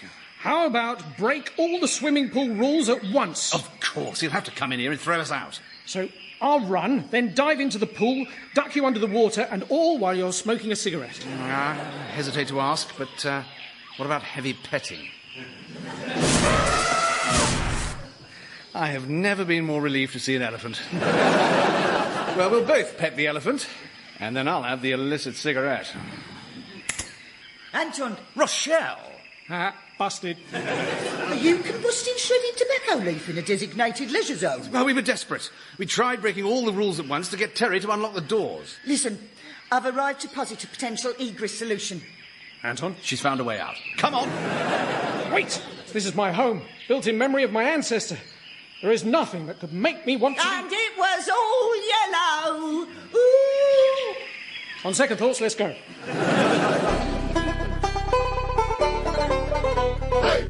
We followed Rochelle through the abandoned service tunnel, but suddenly it came to a dead end. Oh, I never meant to cause you trouble. We have to hurry. The yellow fever's really taken hold. Soon she'll start working her way through the albums. There's not a moment to lose. Oh, no! Now the tunnel's filling up with water. Someone must have switched the wave machine on before we left. No, it won't be the wave machine, Anton. I designed that. It's just a giant hand next to the pool that moves from side to side. Look, an escape hatch. We're saved. How to open it? It's okay. There's an instruction manual in a glass case. And a little hammer to smash the glass. Milton, use that hammer carefully. Relax, Anton. I know what I'm doing. And there go my reading glasses. So, I won't be able to read the manual. You wouldn't have been able to anyway. It's written in council jargon. Hey, leave it to me. Rochelle? I can do this. Right, page 1. Council hatch opening manual. Before reading further, please submit your risk assessment form with regards to... Rochelle, please, hurry. The water level's rising. Page 23A, Appendix B, clearly states Rochelle, that... there isn't time to do it by the book. Wait, Milton. Perpendicular to your person. Only you can reach it. The construction workers have left some implements that can be of assistance. Plain English, Rochelle, or we're all going to die. Milton, pass me the metallic-ended excavation facilitator. Rochelle. Spade! Pass me the spade! Spade? It's a miracle. She's called a spade a spade. Well done, Rochelle. And now to bribe Terry with it. Oh, no, you donut. Give it here. I'm smashing the hatch. We smashed the hatch open and we were free. But as we clambered out to safety, there was Terry. How did you escape? Through the escape hatch. Yeah, I should have seen that coming, really. Wait a minute. This isn't about the Lido, is it? No. It was all about the power of Milton's swimming trunks. Well, when you're a fashion icon... Let me guess. The bacteria they found in them after all those years turned out to have medical uses. And military ones, yeah. I was going to sell it to the Pentagon for a fortune. Well, if they have medical uses, I know someone who could use a dose. Pauline, how about I make my trunks into a nice smoothie? You know what? Now I'm out in the fresh air, I feel much better. So much better. Oh, let's go back to the start. And it was She's still singing Coldplay. Oh, no, I just happen to like Coldplay. Pauline, I'm very sorry, but there's absolutely no cure for that. Well, we all seem to have made it to the other side. But seriously, all that council health and safety, it's an absolute minefield. Whatever you do, don't tell them. That was Thanks a Lot, Milton Jones, starring Milton Jones, Tom Goodman-Hill, Josie Lawrence and Dan Tetzel. It was written by Milton Jones, James Carey and Dan Evans, and the music was by Guy Jackson. The producer was David Tyler, and the programme was a positive production for the BBC.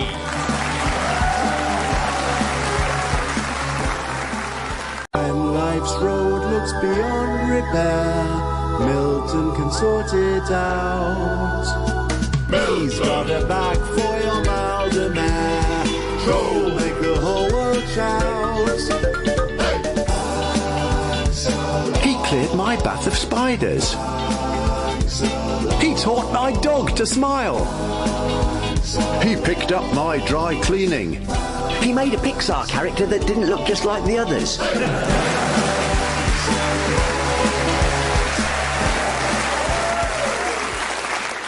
Hello, I'm Milton Jones. There are many things wrong with the world today.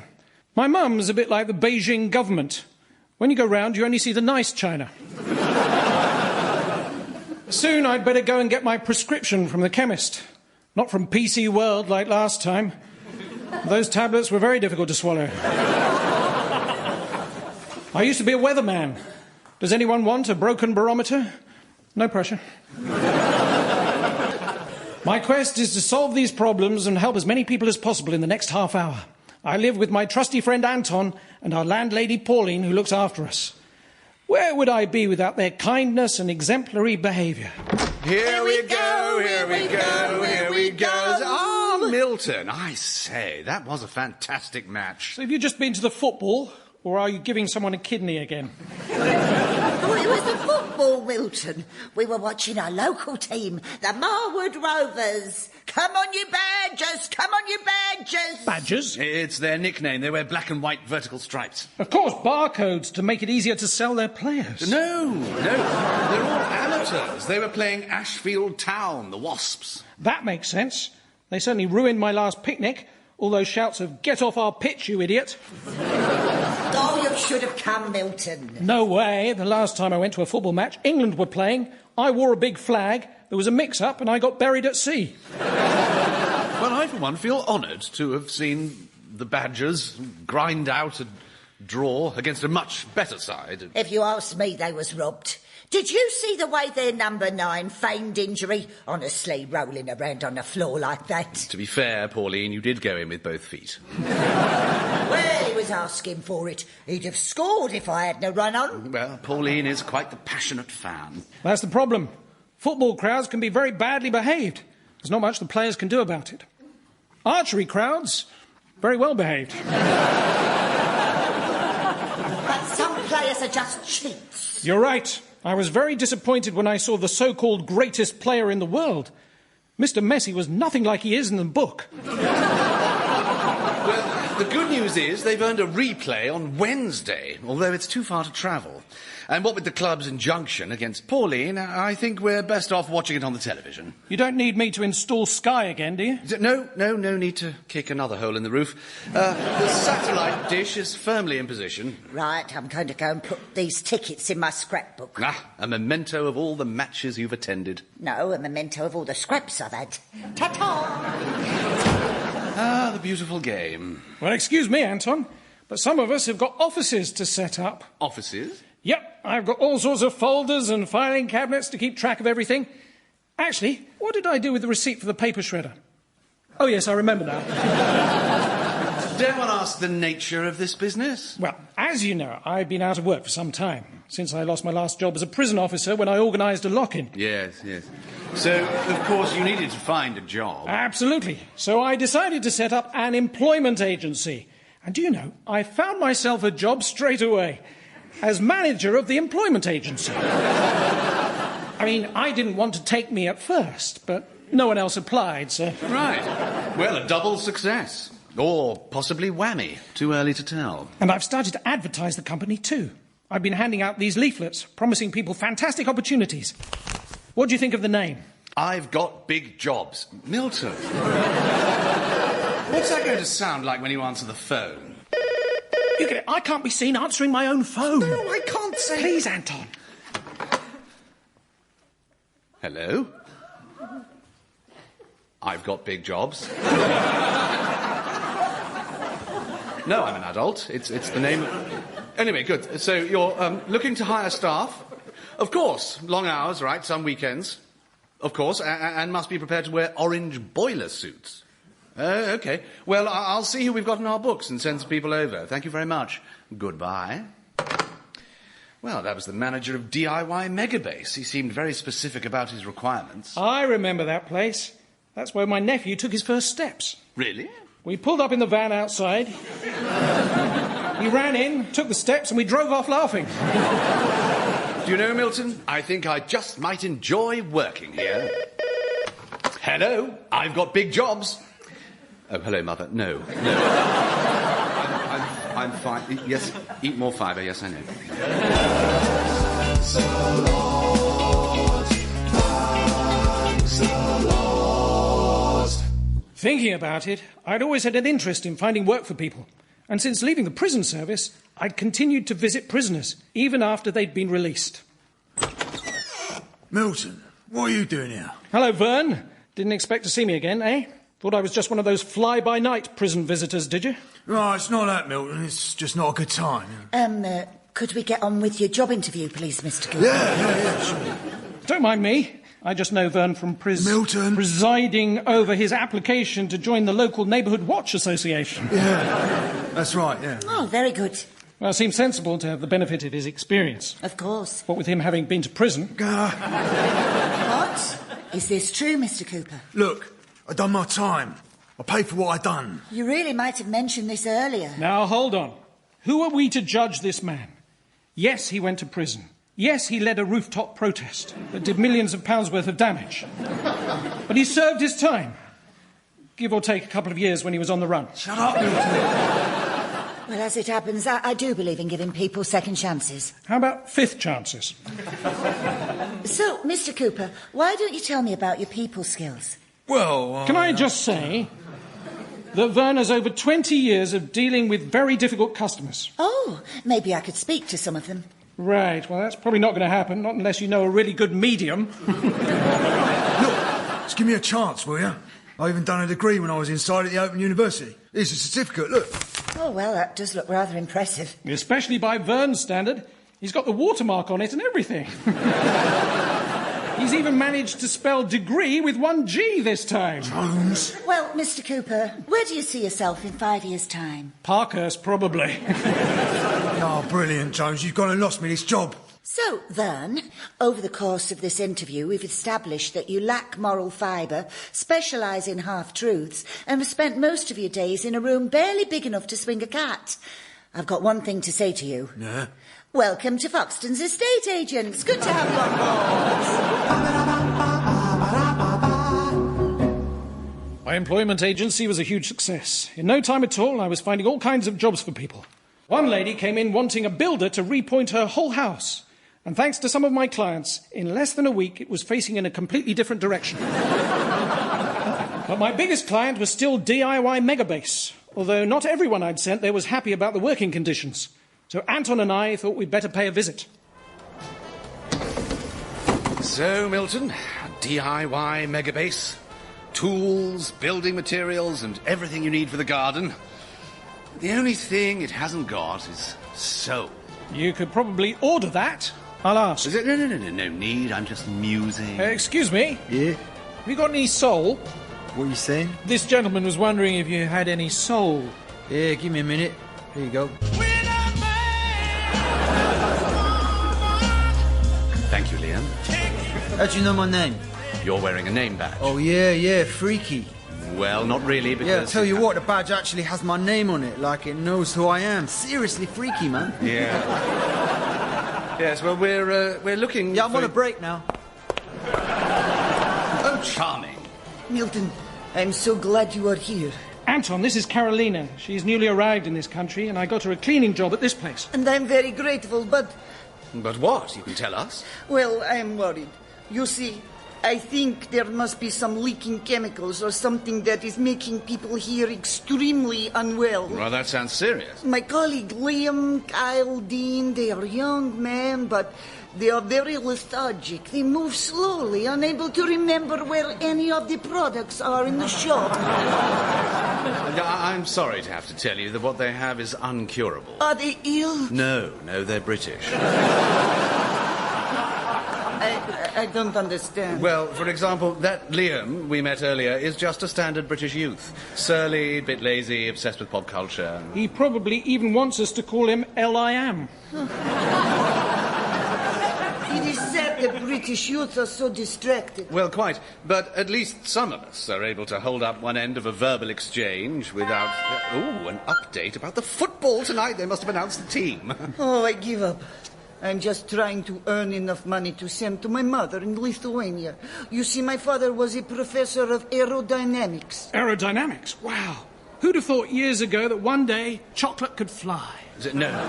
Milton, it's the study of how things fly in general. My father was involved in the nuclear missile program in the 1950s. He developed some terrible things. Not the atomic kitten. No. Carolina, we here at the agency take all this very seriously, so if there's anything else that's worrying you or anything about your terms of employment that you need to know, just ask. Thank you. Now, where's Milton gone? Good news, workers, especially if you are a small mother. Apparently they're putting up the minimum wage. Thanks a lot. To survive in the recruitment industry, you have to be tough. And after college, I had a year out. Well, I lost my keys. But I've been in difficult situations abroad, too. Like the time I travelled to the Sahara Desert as part of my Extreme Conditions TV show called... Can You Survive with Milton Jones? Well, hello. And this week, I'm here on a survival course in the Sahara Desert with Colonel Napier, ex-SAS. Hello. Wow, it's 50 degrees centigrade out here. Yes, and I wish you'd brought a proper hat. That thing you're wearing looks like it should be on top of a light fitting. I think it was you who said it would be cooler in the shade. Besides, when this little bulb lights up, it looks as if I've just had an idea. And off again. Right, well, the first thing to do in the desert is to leave a trail so that others can find you. Done that. I just made a little hole in the water bottle so it would drip out behind us as we walked along. Oh, dear. Still, when you're lost in the desert, it's always worth looking out for tyre tracks. Ah, like so. Oh, that'll have been those Land Rovers that came by earlier on. Land Rovers? Well, why didn't you stop them? Colonel, I think I know a mirage when I see one. It's like I said to the guy who asked if we wanted a lift. Nice try, Mr. Illusion. You can take your air-conditioned luxury rescue wagons and get out of here. Now we're in serious trouble. Oh, come on. Do you really think I'd come out here in all this sand without the essentials? I'll just get my bag here and... A bucket. And spade. Milton, this is not a pleasure beach. We are both going to die. What? Just had an idea. What is it? Watch. These should do it. These should get us rescued. Deck chairs? How? Now, sit in them, and I guarantee that within 10 seconds, 9, 8, 7... Afternoon, gents. That'll be £1.50 each. I'm not paying that. Right. I'll be off then. Yeah, they're like vultures, aren't they? Mind you, not quite as much as those things are. Vultures are not a good sign, Milton. Soon they'll be circling round us. Over my dead body.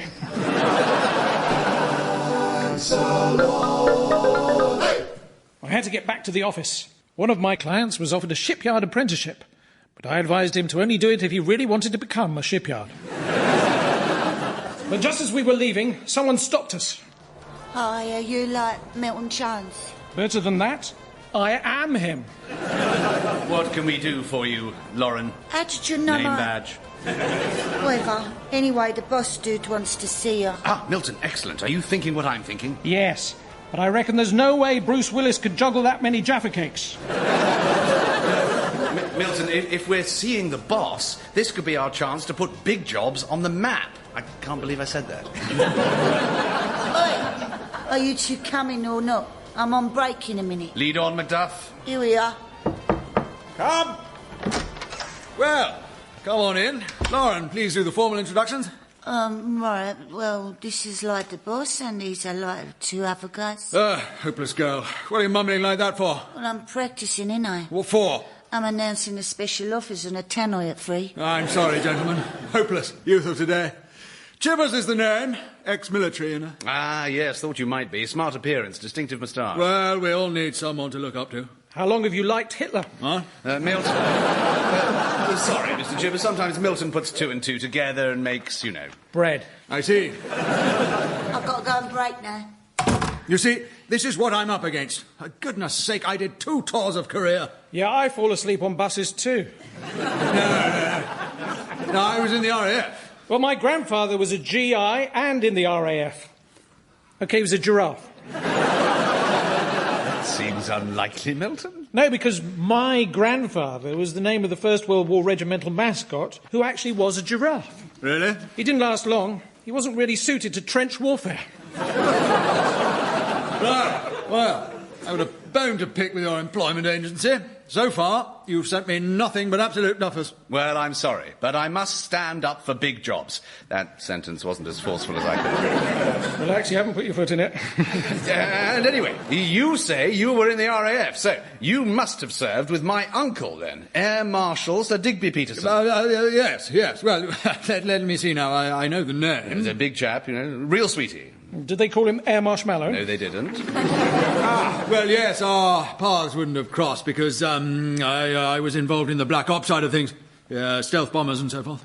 Yeah. Imagine parking one of those in a big car park. You'd never find it again. Well, no, my uncle made a point of knowing every serving officer. Great days, though. Great days. Travel, camaraderie. I miss the services. Me too. South Mims is my favourite.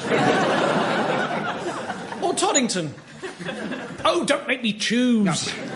They should bring back national service. Too many children these days have an inbuilt sense of entitlement. Won't lift a finger if they don't have to. Laziness is a degree you can do at university now. Well, there you go. Are you sure, Milton? Well, obviously no one finishes it. But you can end up with a B.Ed. That's all celebrities and pop stars, and don't mention footballers. Oh, they make my blood boil. No, now, come now. Footballers are masters of their craft. They can inspire children. I used to like George best. I liked Zippy best. Or maybe Bungle. Oh, don't make me choose. Well, if you ask me, the sooner that football is expunged from our society, the better. Well, then we won't ask you then. Well, then good. Well, then no. Where did Milton go? DIY Megabase have some fantastic offers. For instance, a brand new tannoy system for $9.99. Oh, I'll have that. Certainly, sir. I'll just... Oh, dear. Anton was suspicious about Chivers' claim to be in the RAF. He said the details of his uniform weren't quite right. It reminded me of being thrown out of the Cubs when someone spotted that my badge-making badge was a fake. And so we went to check out the official archive of all military personnel at the Imperial War Museum. Hello there. My name's Anne Barrington. I'm the archivist here. Welcome to the Imperial War Museum. Hello there. Wow, Milton, this is the place where they retell the story of all the wars the British have fought throughout history. Oh, not just wars. We have rooms dedicated to battles and skirmishes as well. Oh, really? What about arguments? No, there's not enough space to dedicate to arguments. There is. No, there is. Oh. I see exactly what you're doing there, and I'm not going to rise to it. In fact, due to recent cuts, we've even had to shut down our really bad sulk wing. Oh, shame. It had mood lighting and everything. Oh, I want to go there. No, we're here to find something first about a certain wing commander Chivers. Well, I'd like to help, but do you actually have any military connections? My dad was in the army, so we were always moving around a lot as a family, because he used to use us for target practice. I see. Best follow me. We've just had the brand new archive system installed, so this shouldn't take too long. Here we are. Our very own state-of-the-art, huge old room filled with thousands of cardboard files on dusty shelves. Will this take long? Oh, no. I'll just pop up the ladder. Chivers, you say? Yeah. Chivers, how high up in the RAF office? High. Really high. Oh. Really high. Oh. No, much higher than that. Yeah, stop it, Milton. We think he was just a wing commander. Oh? What if he was in the Navy? Oh, then I have to get my diving gear on and go down to the flooded basement. Well, I can't see him up here. Oh, hold on. No, here he is, at ground level. Your wing commander was just a plain mechanic. A plain mechanic? What, not even... Cheese and onion? An officer? Oh, and this is interesting. He was co-opted on the original British space programme, but it looks like he was discharged for theft. Well, what did he steal? Cables, the odd valve? 4 gyroscopes, a propulsion system, and a nose cone. What could he be doing with all that? He could be building some kind of rocket that threatens civilization as we know it. I just hope it doesn't affect the football. OK, that's sorted. Can I see the really bad sulk wing now? Certainly. It's on the 7th floor, and the lift is broken. Oh, no. Oh, that's the spirit. Thanks a lot. We had to find out what Chivers was up to. And to make matters worse, we got a phone call from Carolina saying she'd discovered a load of stolen rocket equipment. Come on, Anton. We need to get to DIY Megabase. Oh, Milton, it's nearly time for kick-off. I said I'd watch the game with Pauline. Look, I've got my Marwood Rovers replica top on and everything. Watching football always gives me déjà vu, especially after they score a goal. That's the action replay, Milton. Come on, Carolina needs our help. No. Come on, you badgers. Come on, you badgers. Ah, Pauline, getting ready for the match? No, I'm getting rid of all these badgers before the match starts. Guilty. Excellent, Pauline. Oh, I see you brought some provisions. Yes, I've made a couple of meat pies. Hang on.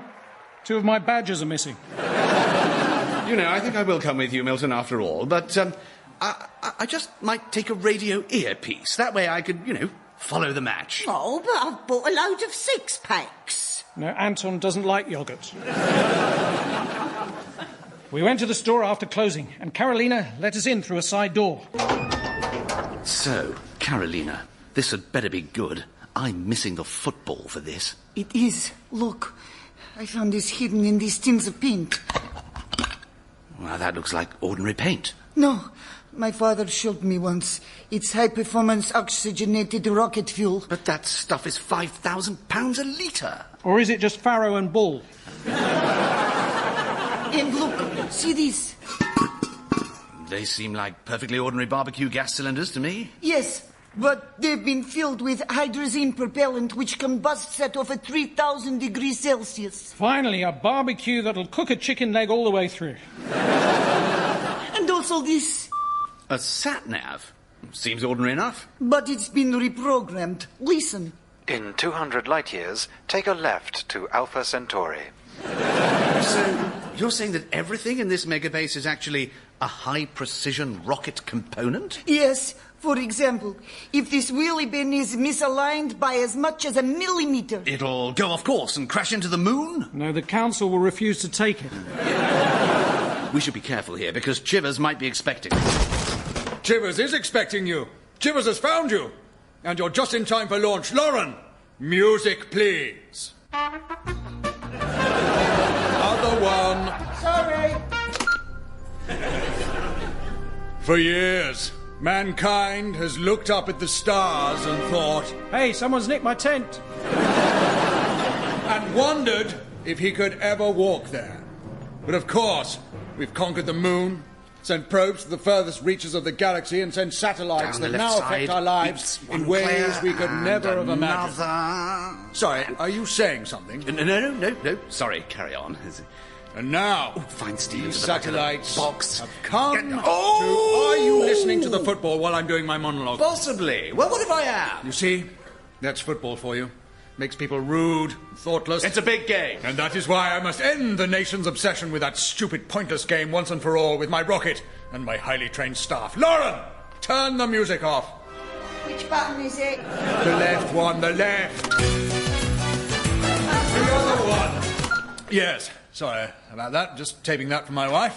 You're not married? Yes, well, if I ever do get married, then I'll have the tape ready, won't I? I don't think much of your rocket base so far. Ah, that's just where you're wrong, my friend. Because it is time to get on the monorail. Yes, he's got a monorail. I've always wanted to go on one of those. And here, you will see technology at its finest. We apologise for the late running of the monorail, calling at control room, fueling station, launch pad and Bristol Temple Meads. No. This lot can't even build a monorail to an underground lair without things going wrong. I know, you can't trust technology.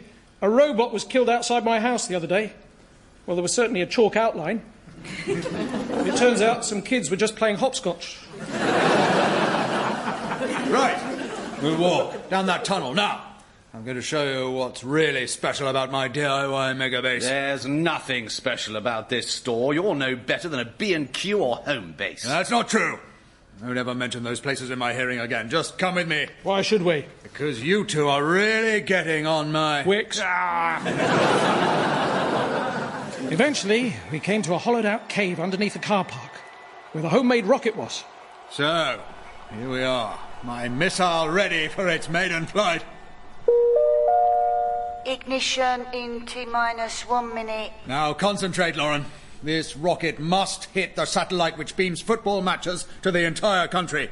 When the football's gone, there'll be no more spitting and arguing and behaving like spoilt children. You fiend Chivers, you're a disgrace to the history of aviation. He's right, although flying's a complicated business.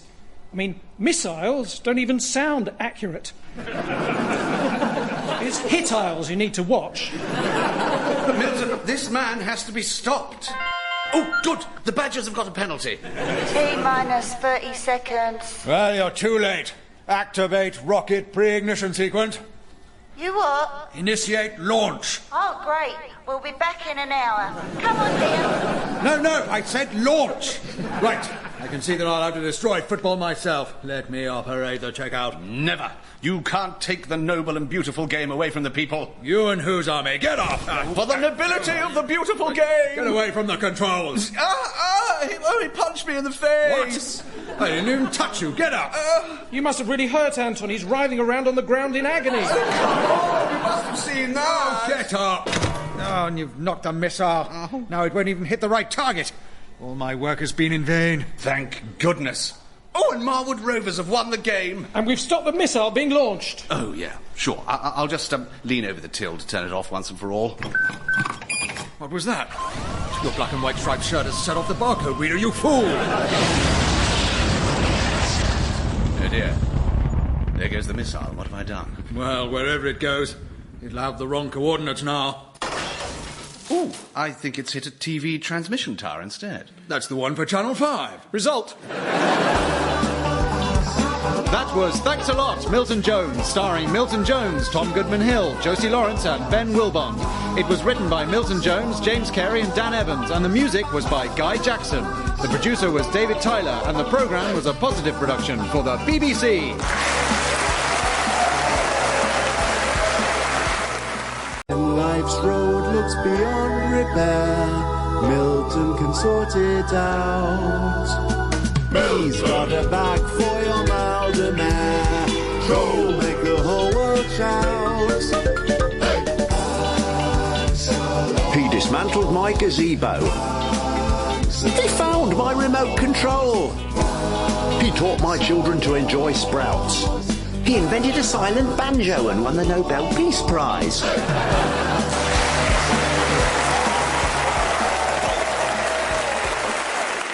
Hello, I'm Milton Jones. There are many things wrong with the world today. I was in a nativity play once. I was the man who scares the children because he comes into the hall on the wrong day to play badminton. Next month, I'm in Northern Ireland, County Down. 4, 3, 2... My aunt got her scarf stuck in a Ferris wheel once. She did regain consciousness, but I guess what goes around. My quest is to solve these problems and help as many people as possible in the next half hour. I live with my trusty friend Anton and our landlady Pauline, who looks after us.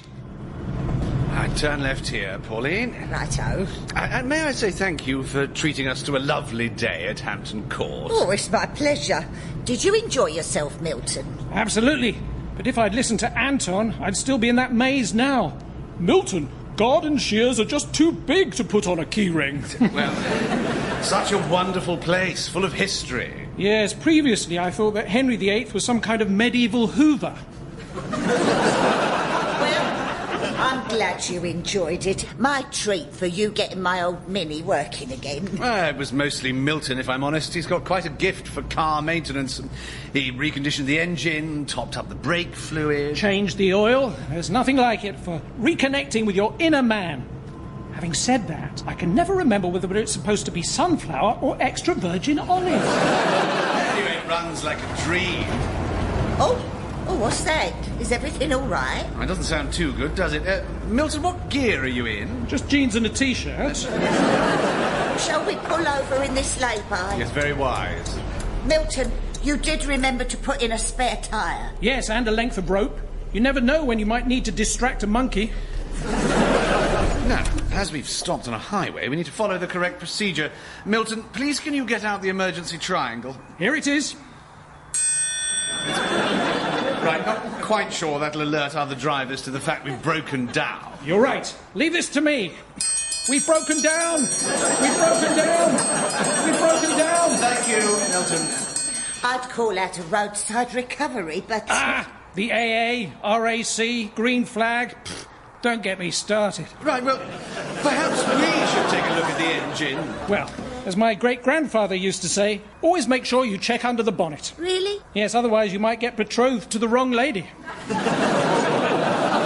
Let's take a look. Okay. Yes, well, it might well be the alternator. I'm sure it is. Actually, maybe it isn't.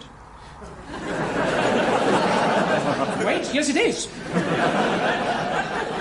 No, it isn't. Oh, for goodness sake, I'm calling someone.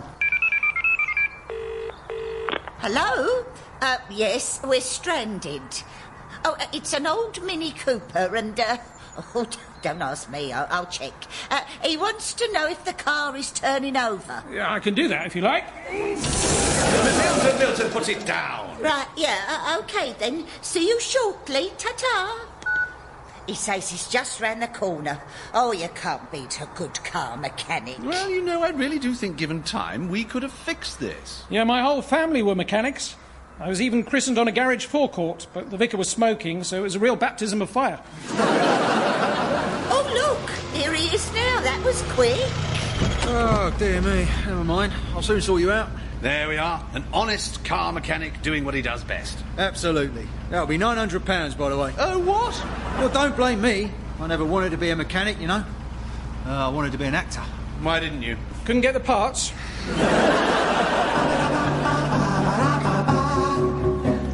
As we sat in the lay-by, I remembered the many sightseeing trips I'd been on before. Like when we went to see that place in Scotland where the Queen spends the whole summer, which is immoral. No, sorry, it's Balmoral. I also wondered how a history programme in 500 years' time might look back on the places we go to visit now. The history of the world with hindsight in 1,000 objects. Number 97. Hello. I'm with renowned historian Sir Milton Jones the 14th. Hello. And today we seem to be surrounded by mud, stench and despair. Presumably this is a recreation of early 20th century trench warfare. No, it's Glastonbury. Glastonbury? Step this way, we have a simulator. Oh, right. Well, there's no music yet, but wow, you can get so close to the band. I'm right next to the lead singer, a massive two-headed, four-armed giant with his back to us. No, that's the person in front with his girlfriend on his shoulders. Oh, right. You can catch a glimpse of the band about half a mile away every time the girl sways out of time.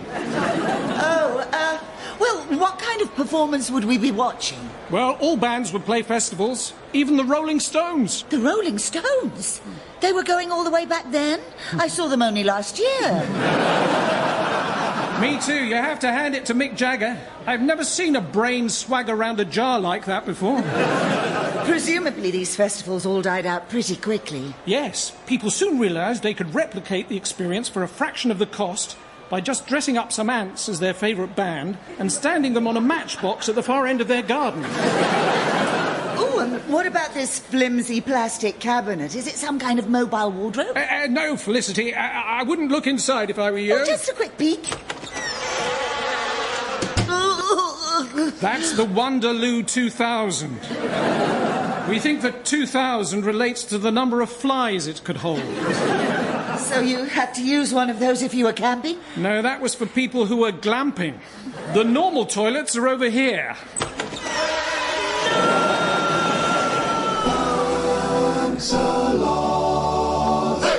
In the end, the mechanic agreed to tow the car back to our house so we could take a proper look at it. Milton, have you found out what's wrong with my car yet? Yeah, it was partly a misfiring engine, and the head gasket didn't look too clever. Ooh, fancy you knowing all that. But on the plus side, I found a giant marshmallow hidden under the dashboard. I think that's one of the airbags. Really? Do you know, I think the spark's gone. Maybe, Anton. But perhaps if we just made more time for each other. That's not what I meant, Milton. Although... Try the ignition now. Oh! There you go. I might treat myself to another one of those marshmallows now. I told you it's an airbag. Very well then, the giant blackcurrant polo in the boot. Spare tyre. Tell you what, though, Milton, if you can fix cars for a reasonable price, you'll have no shortage of customers. Yeah, excuse me, mate. My car keeps producing clouds of smoke. I don't think it'll get through its MOT. Well, I've got just the gadget to get you through the test. Oh, yes, I got it straight from VW. I bet they're not happy about that. They're fuming. As fate would have it, I was helping out the public again. But fate is a fickle friend. If there'd been a mix-up, my uncle could have ended up as the next president of the United States. He's an undertaker in the army, or Barack Obama. The car repair business started to go really well. People were particularly impressed by my fan belts. They had buckles on them that said, "I heart One Direction." But it couldn't last. And one morning, a message arrived through the window. Milton, what was that? Either someone's just thrown something through our window, or finally I've received my free gift that comes with the World of Bricks magazine. No, it's not a brick, it's a stale brioche. Who on earth would send a warning like this? Oh, morning. I'm from a, shall we call it, rival car repair shop and scrap dealership. Don't know if you got my message. The old brioche through the window, yeah? Anyway, don't know if you had a chance to read the little note attached, but basically, I'm making you an offer you can't refuse. You're a bit of a weird criminal. Do you mind? You're talking to one of the legendary Cray brothers. What, the infamous East End crime family? Which one are you? You're Rupert. Posh one. What? Yeah. You see, we were actually triplets. I just never got on with the other two. Tell me about it. I had a younger brother who my parents preferred. He got all the new clothes. As a kid, I was forced to wear hand-me-ups. How sad. But imagine growing up in Bethnal Green. Mater, I'd say. Why am I so different? So they moved me to Hazelmere, which, is a delightful part of the world. And obviously I was under family pressure to start up something like an extortion racket, so one day I charged an obscene amount for a sliced potato covered with melted cheese. An extortion raclette? Indeed. Yeah. But it was the 70s and Hazelmere wasn't ready for it, so I put my remaining money into car repair shops, scrapyards, loan sharking and a tennis club. That is a lot of rackets. But the admin is a nightmare. For instance, I'm just getting a demolition business going, and apparently you have to have an advertising slogan. How about, if you're looking for rubble, you've come to the right place? Do you know, that might just be the ticket. Can you make a note of that, Knuckles? Knuckles? Sorry, Gavin. See what I mean? Even thugs like this one need constant attention these days. Thug? Oh, that is very nice. Sorry, Gavin, I mean coercion executive. Anyway, look, I'm rambling here. The point is... Your car yard is doing very nicely. Thank you very much. And it would be such a shame if anything untoward happened to it, or if you woke up one morning and... There was a horse's head on the pillow? Oh, if only. I mean, but you try finding a traditional butcher with the skills to do it. I mean, it's just... I blame the supermarkets. They're the real criminal. Well, except Waitrose. Oh, goodness me, yes. I mean, I love... their quinoa salad. Rupert, it's actually pronounced quinoa. He's right, boss. Will I ever escape my humble roots? Knock, knock. Hello, boys. Got a customer outside who's driving round the UK and wondering what precautions to take. Jump leaps? Well, if he can get up enough speed. Oh, hello, Rupert. Pauline, I didn't know you were... sorry, how have you been? You two know each other? We once had an attachment. But one of you opened it and got a virus. It wasn't quite like that. Oh, we just had a few drives in Pauline's Mini Cooper. But what happened? Well, some things are best left unsaid. Like Theodore Theophilus, the thistle-fisted thistle sifter. Yes. And other things. Anyway, what's going on here? Has he been threatening you? Sorry, I think we got off on the wrong foot. I didn't realise you were friends of Pauline. Awkward. Tell you what, let's continue this little discussion at my club tonight, as my guests. Oh, go on in, for old time's sake. I'll send a vehicle to pick you up. A pickup truck? For old time's sake. Or a dumper truck, you decide. So that evening we arrived at Rupert's club, but straight away there were problems. Milton, we've been through this. It's a nightclub, not a tennis club. They won't let you in tennis shorts. Or skirt. To be fair, I think you get away with it. Yeah, I used to be a ball boy. Once I was sent to get some barley water, but by the time I got back from Indonesia... Shall we go in? Hello, welcome to my club. See? Isn't this a much more civilised environment to discuss business matters? And Pauline, you're looking delightful as ever.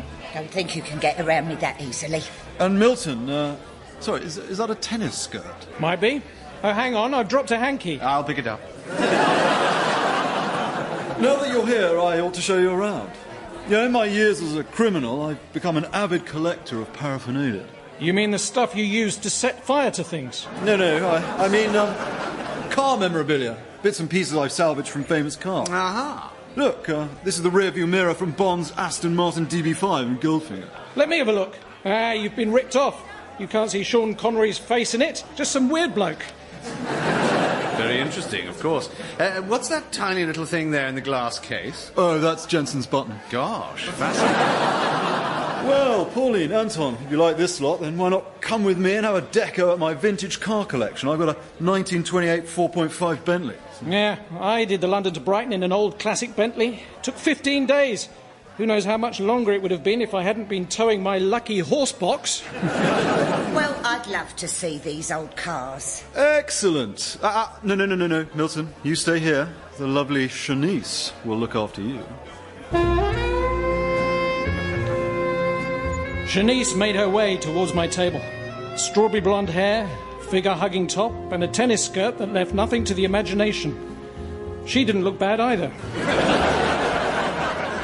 It was clear Rupert had sent her to soften me up. Oh, are you the Milton bloke I'm supposed to be copping off with? Well, I am Milton Jones. Shall we have a drink? Oh, don't mind if I do. Barman? Yes, sir, madame. Well, our cocktails tonight are based around tools and car maintenance. So we have a screwdriver, a monkey wrench, Singapore fan belt. Ooh. Have you got an oil sump drain key removal spanner? Oh, Milton, I don't think Is that the 14 mil or... 17 mil, I think. Oh, good choice.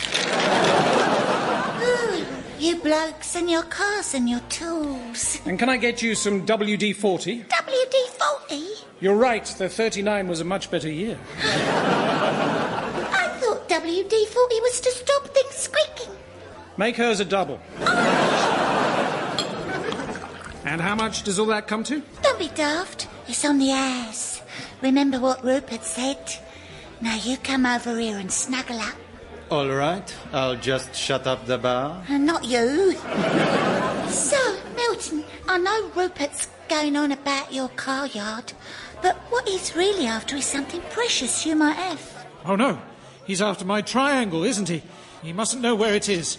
This is an emergency. No, not that. It's to do with Pauline's car. He left something in there that's really precious to him. Something that was in the glove compartment. Ah, one of my ancestors invented the glove. Really? Well, he had a hand in it. Yeah, well, apparently there's something hidden in a tin of travel sweets. Oh, travel sweets don't work. I ate 9 tins of them the other day. When I came round, I was still in exactly the same place. I had the same problem with those so-called flight socks. Well, look, Milton, you get me the keys to Pauline's car and who knows, perhaps I've something that you really want. You don't mean... Oh, yes. A bouncy castle in the shape of David Dimbleby? What? Come on, you can jump on his face and everything. Huh. Right, that's it. I give up.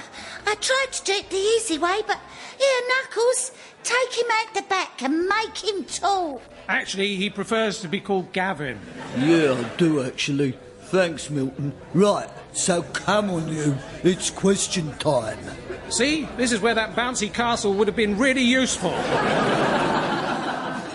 Despite being surrounded by dodgy types, I was fearless. I'd been in the army, or elite forces. Well, elite catering forces. Bringing help wherever in the world it was needed. I remember once being somewhere over France. Foxtrot Alpha Lima coming in on the target, sir. Very good, Sergeant. We should be somewhere over the Dordogne. But, sir, I think something just bounced off the helicopter. Negative, Sergeant. That was just me saying Dordogne. Now remember, Our mission is to get food in as quickly as possible. Right. Apparently there's a French family down there who have been on their starters for over 3 hours. We must do everything humanly possible to help. I'm going in. Qu'est-ce que c'est? Bonjour. Oh, what on earth is this? Just let us eat at our own speed, will you? Right then, you've asked for this. Fix bayonets. What are you doing? Cutting up your food for you.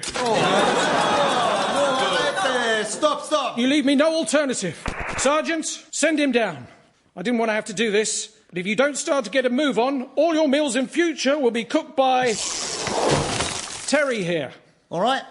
I can do spag bowl, shepherd's pie. An English chef. And, spag bowl. No! Right, where's my big boiling pan? A couple of hours should soften up these carrots. All right, stop him, and we'll do whatever you say. That's more like it. Right then, chop. Oh, what are these? The chops I just mentioned. Pork ones. But they are all horrible and tough. Aperitif? Drinks them in costs? No, a pair of teeth. Here, to help you eat your chops. Oh, enough! You don't frighten us. Look around you at all our wonderful produce. Pâté de campagne, andouillette, poire belle Hélène, et un morceau de reblochon de Savoie. They can't all fit in your chef's stupid boiling pot. You're right, mon brave. You are a worthy adversary. Unless... there is one way we can get all this stuff eaten quickly, grab it all, and throw it in the swimming pool out here. Sergeant, bring the chopper down. And tip it so the blades hit the water. Now, mes amis, it's smoothies all round.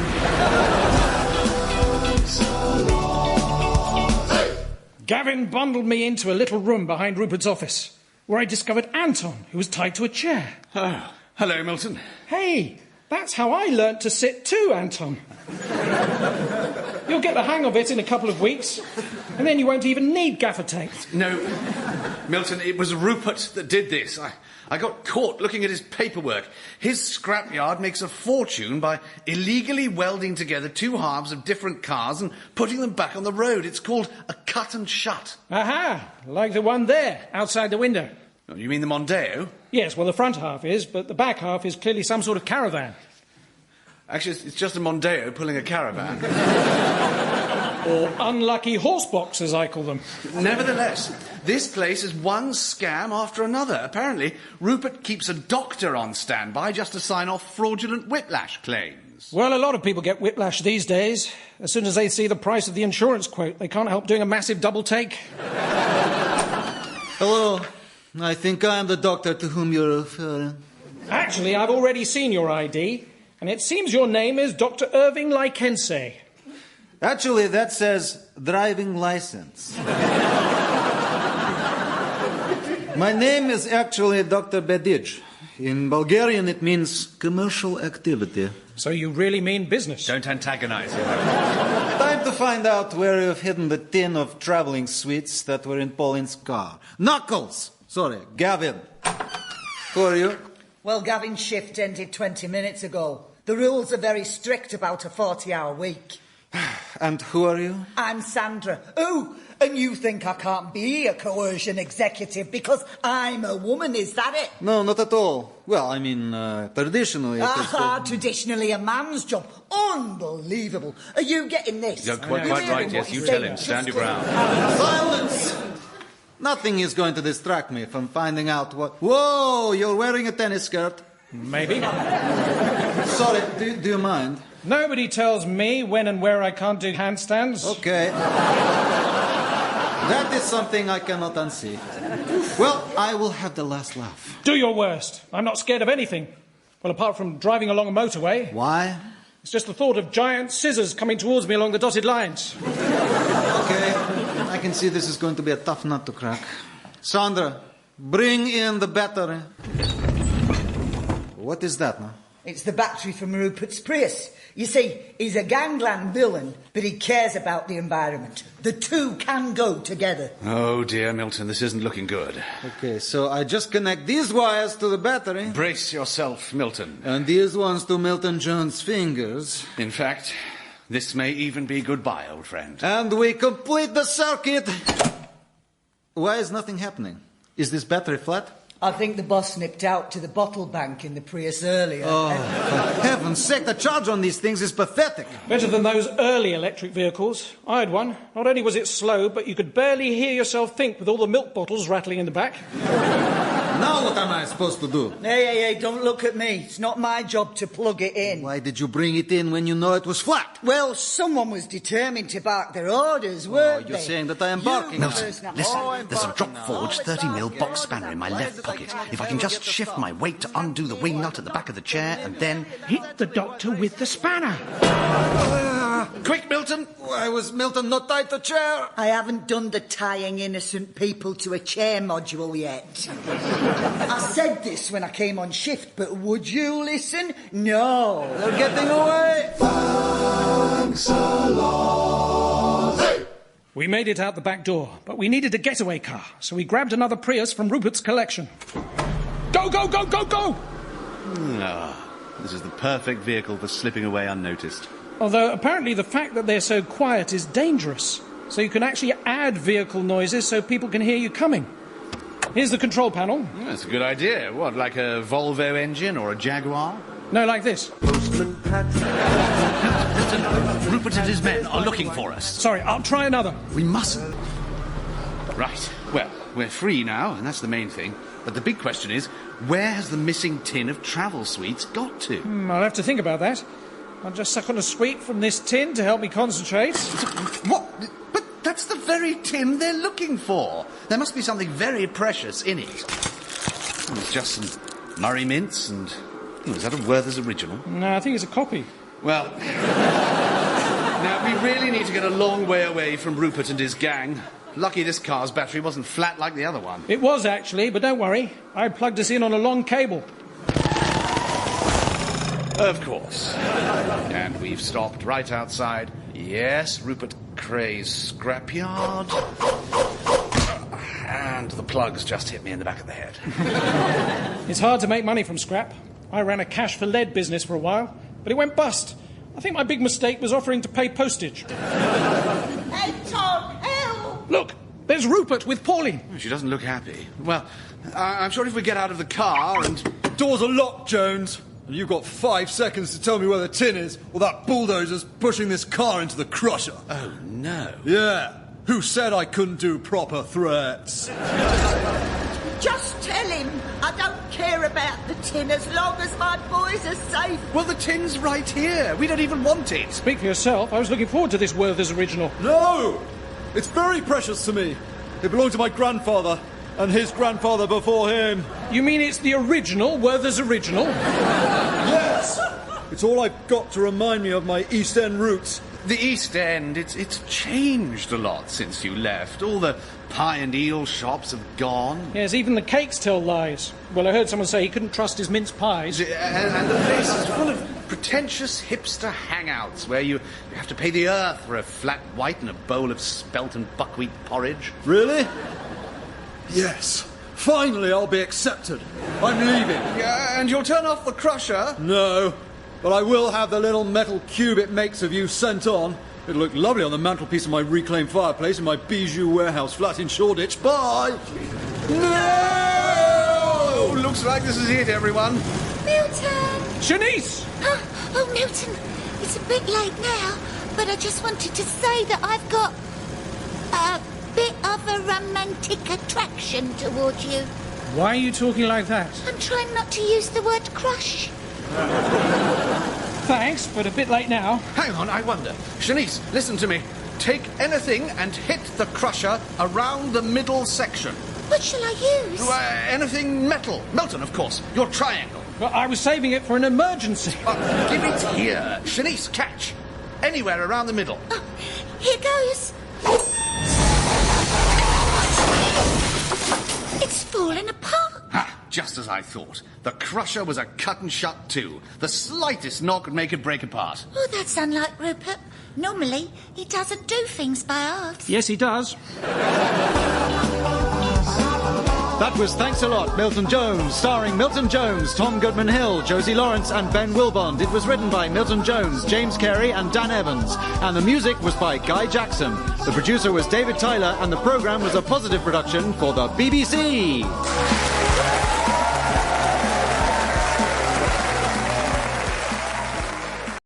When life's road looks beyond repair, Milton can sort it out. He's got a bag for your Maldemare. He'll make the whole world shout. He oiled my trapdoor hinges. He explained the difference between your and your. He translated the word boing into 50 languages. He posted bananas to everybody in Leighton Buzzard.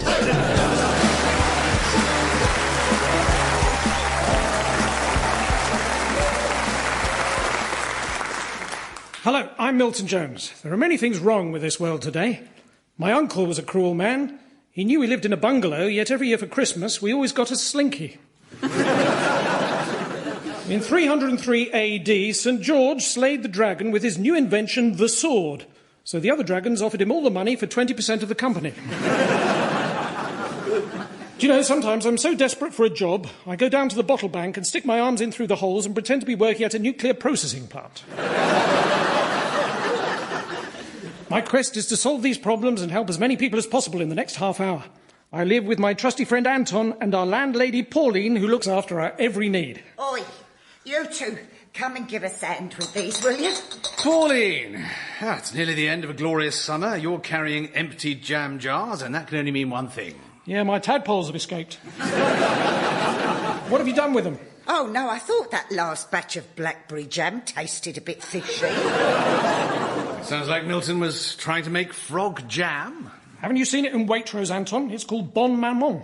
Well, never mind, I gave most of it away as presents. Ah. And I was just about to make another batch of jam for the church fete.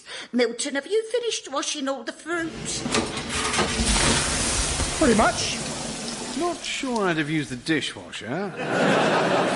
Well, I had no alternative after someone disabled the sprinkler system. It just seemed safest. Right, let's get the fruit into the pot and boiling on the stove, eh? Well, you can show off your jam-making skills to the vicar, because I think I see him approaching our front door. Yeah, the word vicar always makes me think of the words more tea. And then in the end, someone having to take their trousers off. Oh, nonsense. You've just watched too many old farces. Then I accept the challenge. Oh, please don't, Milton. He just wants to talk about fundraising for the church fete. Oh, hello, Anton, Pauline. More tea, Vicar? 1-0. That's not fair. He's just arrived. How can it be more tea? Well, I saw Pauline in the garden earlier. We had a cuppa while I looked at her aubergines. Yeah, points for that, surely. Pauline, I forgot to thank you for that pot of delicious fish jelly you sent over. You must give me the recipe. Well, Pauline's making another, hopefully, fruitier batch of jam for the fete. Or it might be a jelly or a preserve. Well, the categories are very strict. Jellies, jams and preserves are totally different things. And this year, we're not accepting compots. Quite right. We've got enough of that at the end of the garden. No, Milton, that's something quite different. You say that, but you didn't mind it on your muesli this morning. Oh, what? And I was also thinking about entering the competition for pastry-based fruit desserts. So we could have a Vickers and Tarts party. Yes, 3-0. Although, strictly speaking, a tart is different to a flan in that it has a pastry topping in the form of a lattice. Again, categories are very strict. Right, well, let's give the fruit a stir. I'll do it. Oh, be careful, Milton. Oh, Milton, you've got it all over the vicar's trousers. 4-0. Still, not to worry, Vicar. They're dry clean, so no need to, I don't know, take them off or anything. Oh, no. Of course not. Boo. It is getting quite hot in here, though, with the boiling jam. Oh, I can help with that. Oh. So you got the sprinkler system working again, Milton? Yep. Oh, Vicar, look at you. You're soaked. Yes, I'm rather afraid now I am going to have to remove my trousers. My work is done. Anton and I took the vicar home to change. The vicarage is very historic. Well, it's only 6 months old, but it will be historic in the future. That got me thinking. I wonder what our ancestors might make of us. The history of the world with hindsight in 1,000 objects. Number 77, the self-checkout machine. Hello. I'm with renowned historian Sir Milton Jones the 14th. Now, tell me, what do we have here? Well, Felicity, we are in a reconstruction of the early 21st century supermarket. Wow! So what, there was an actual Tesco on this site? Well, no, even more remarkable than that. It was the only place in England where there wasn't one. That's amazing. And this here is what is known as a self-checkout machine. Right, and how did it work? It didn't. I see, but wasn't there a broader trend in retail to get customers to do it themselves? Yes, there were self-service petrol pumps and coffee shops were self-clearing. Yes, you cleared away your own cups? Oh, no. You had to clear away the cups of the people who'd sat there before you. So surely all this would make everyone very angry with self-service. It did, and all culminated with the Great Argos riots. That must have been terrible. It was. Everything they tried to loot was out of stock. Right. Well, can I have a go on the machine? You can certainly try. So I just take my shopping and... Unexpected item in bagging area. I don't understand that. Unexpected item in bagging area. Come on, what does that mean? Unexpected item Tell in it to bagging stop. area. What does it mean? Unexpected item what in isn't bagging that? area. I don't know what you're saying. Very good, very good. But for the full experience, imagine you're tired, cross, and looking after 2 toddlers. No, this would be impossible. It's just not working. Ah, but it is. Experts now believe the idea was to get you so stressed you went back and filled your trolley from the beers, wines and spirits aisle. Well, I can see why these awful things were phased out. Yes, and the problem really escalated when they became self-aware. Have a go with this one over here. OK, right, I'll just, Normal shampoo? Surely you need something for greasy hair. What? I beg your pardon? Donuts? I'm saying nothing. Oh, no, this is awful. Don't let it get to you, Felicity. No, don't lean over the glass panel. Why not trial aisle 6 for our nasal hair trimmers? Do you wish to continue? No, I don't wish to continue. I can't stand this. It's awful. I think I'm going to end it all. You'd like that, wouldn't you, stupid machine? Now I'm beginning to see why they called them self-checkout machines. Yes, I'm just going to put my head in this bag made of thin plastic, shut my eyes and... No, Felicity! Felicity, you can't! That's 5 pence extra! There, I've turned it off. It's all over. Just come and sit down here. Thank you. Unexpected item in the bagging area. By the time I'd finished laughing to myself, we were at the church and the vicar was showing us round. Ah, welcome. Now, all the money we raise this year is for the stained glass over here. Yes, I can imagine it needs constant upkeep. No, it's not meant to be stained. It just needs a good clean. Oh, yes, it appears to be covered in some kind of purple dye. Ah, Anton, do you remember Pauline's beetroot pie and my experiments with the giant catapult? And then there's the money to fix the leak in the church roof. Only the other day someone stole some more lead off it. Well, lead's versatile stuff. My grandfather had one of the first lead pacemakers. Really? Lovely man. We buried him with a heavy heart. Anyway, stealing from churches is a scandal. Well, it's tough for some people these days. You know, it's dog eat dog out there. Ah, yes, that reminds me. Will the Scouts be doing a burger stall again this year? I'm afraid so, yes. But we always welcome new ideas for the fete. What about a massive bowl of hummus with a tightrope across it? And call it an unlucky dip? Sounds exciting. Why not? I've got loads of other ideas for stalls that have never been done before, like guess the weight. Guess the weight of what, Milton? Just guess the weight. You call BT customer care and guess how long you have to wait. Well, I'm very grateful for your ideas, but the exciting news is I found a special guest to open the fete and judge the jams. A famous pop singer has just moved into the area. She's South American. Conchita Lopez.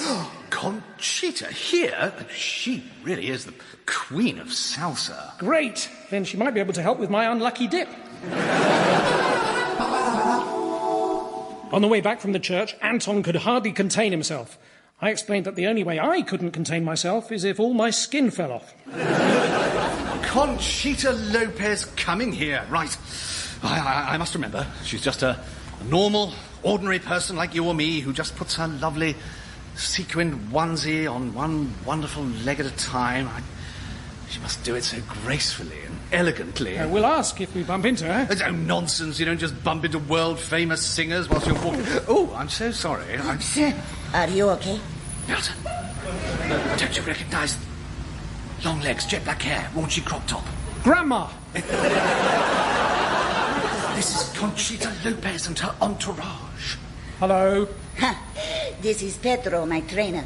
Maria, my dietitian. Eduardo, my publicist. Enrico, my stylist. And Angelina, my person who makes sure everyone is wearing name badges so I can do these sort of introductions. Job done. Oh, my goodness, Conchita Lopez, I'm such a huge fan. What on earth made you want to settle in our humble town? Well, you know, there's something about this place that makes me want to fill my lungs with air and let rip at the top of my voice. You've had problems with BT customer care too. And you are?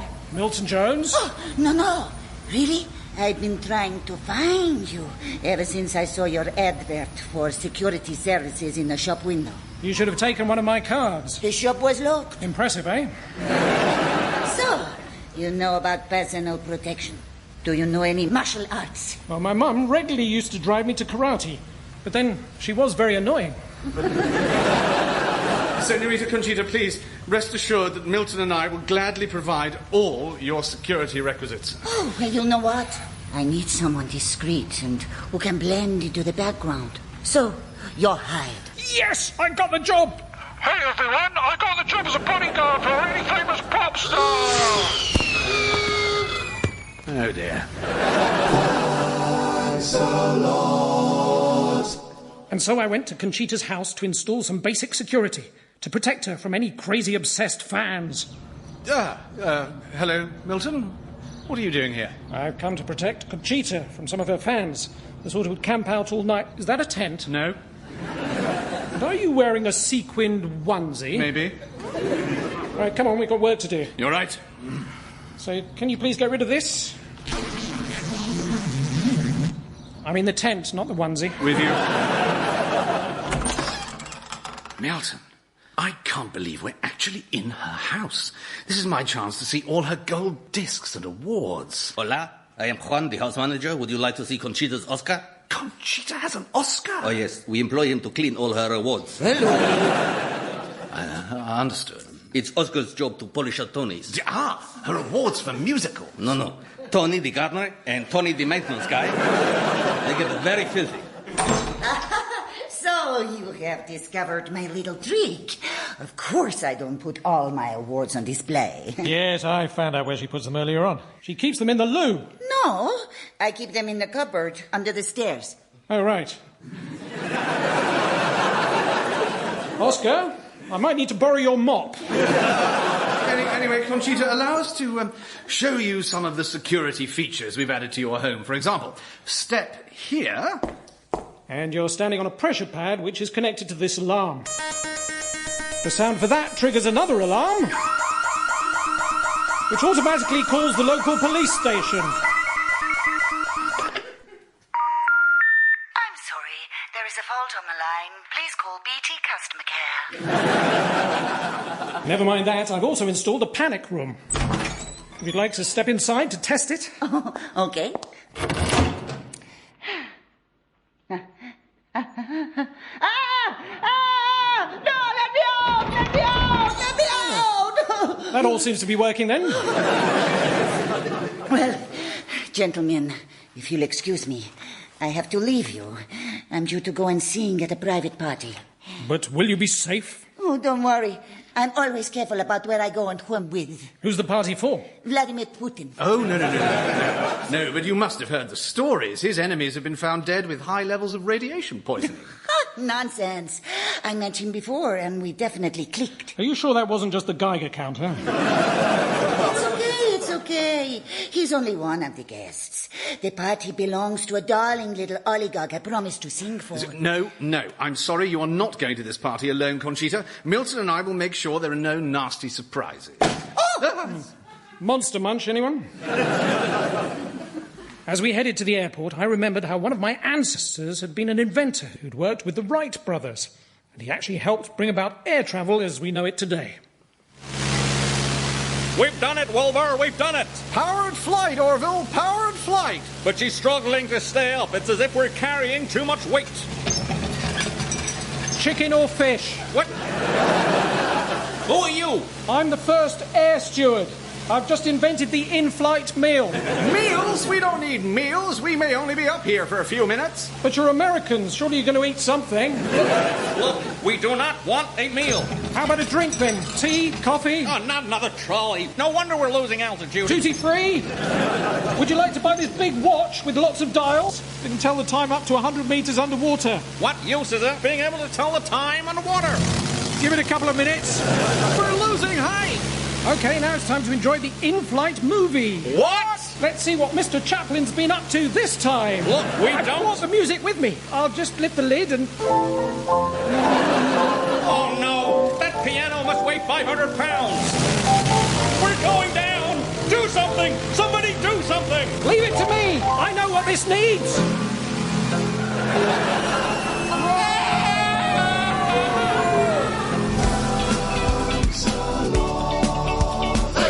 And so we arrived in Russia to watch over Conchita. But as we disembarked from the plane, something wasn't quite right. Anton, it's dark. Too dark. There must be some kind of curfew. Milton, you've still got your sleep mask on. Really? Oh. That's better. But what about those silly little cartoony voices? And the headphones. Got you. Here comes the oligarch and his men. It's like a scene out of a film. Anton, am I still... No. We took the headphones off, remember? All those men with balaclavas are real.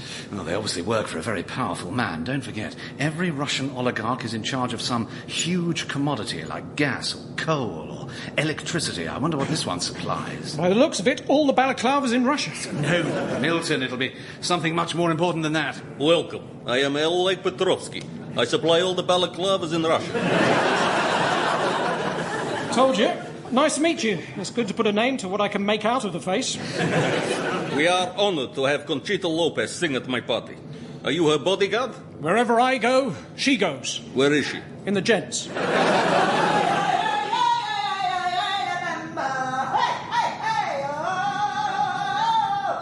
Either she's doing vocal warm-ups, or there isn't a lock on the door.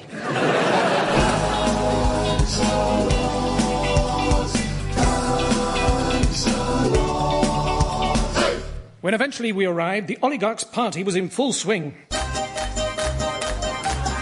Well, look at all this. Dancers, wild animals, caviar, champagne.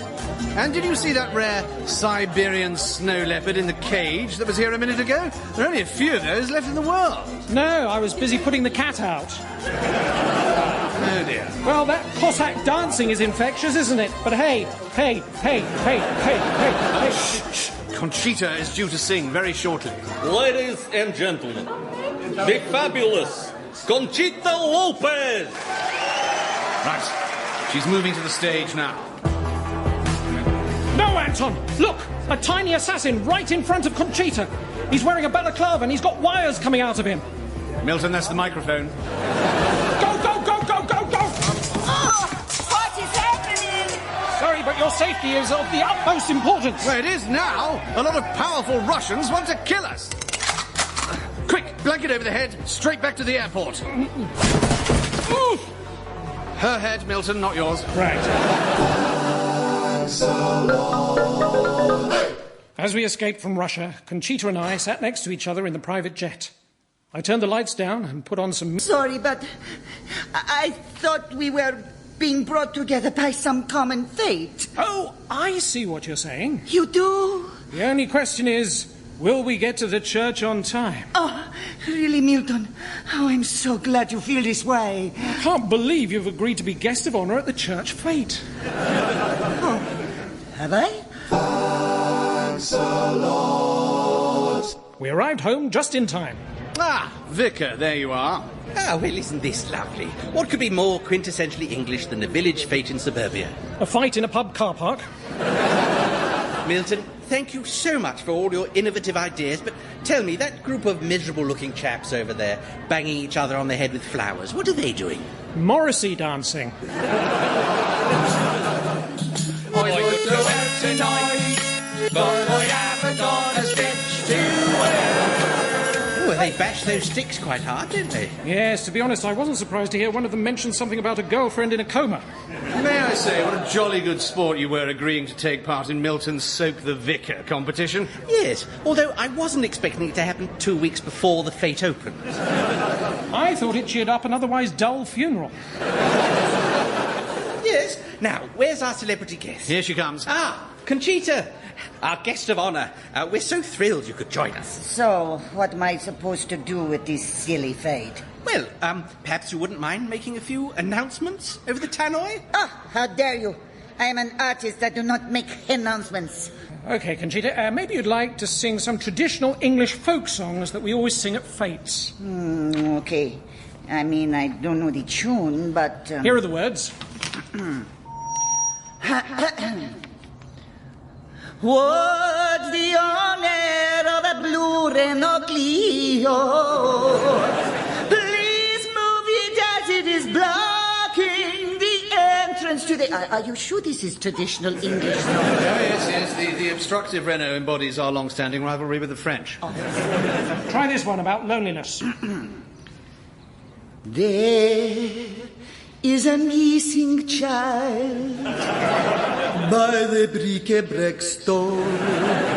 Please come and claim him. It's beautiful. It's beautiful. It's moving. Thank you. OK, I'm having fun. Excellent. And now, Conchita, it's time for you to come and judge the jam-making competition. Jams? Will it take long? Oh, no, there's only a few categories. How many? We've narrowed it down to 608. Oh, no. Oh, yes. Well, it's divided primarily into the jams, the jellies, the conserves, and, of course, the fruit curd. Well, she should be safe there for the next few hours. I'm still worried. What if the villagers turn violent? They'll make mincemeat out of her. Oh, no, that's an entirely separate category. But I'm more worried about protecting her from other undesirables. Everywhere I go, I'm convinced I'm hearing people speaking with Eastern European accents. All right, Mr. Farage. No, I mean Oleg's men wanting revenge. I'll keep an eye on Conchita. You set up a decoy stall here. Sure, but we must be careful. The Russians might try and use biological weapons. I'm sure I heard someone say there'd been an outbreak of tombola. Meanwhile, Conchita was judging the jams, and it wasn't going well. And so we come to category 312, Best Hedgerow Berry and Damson Preserve, seedless class. It's no good. Pah! They all taste the same. I mean, it's just jam.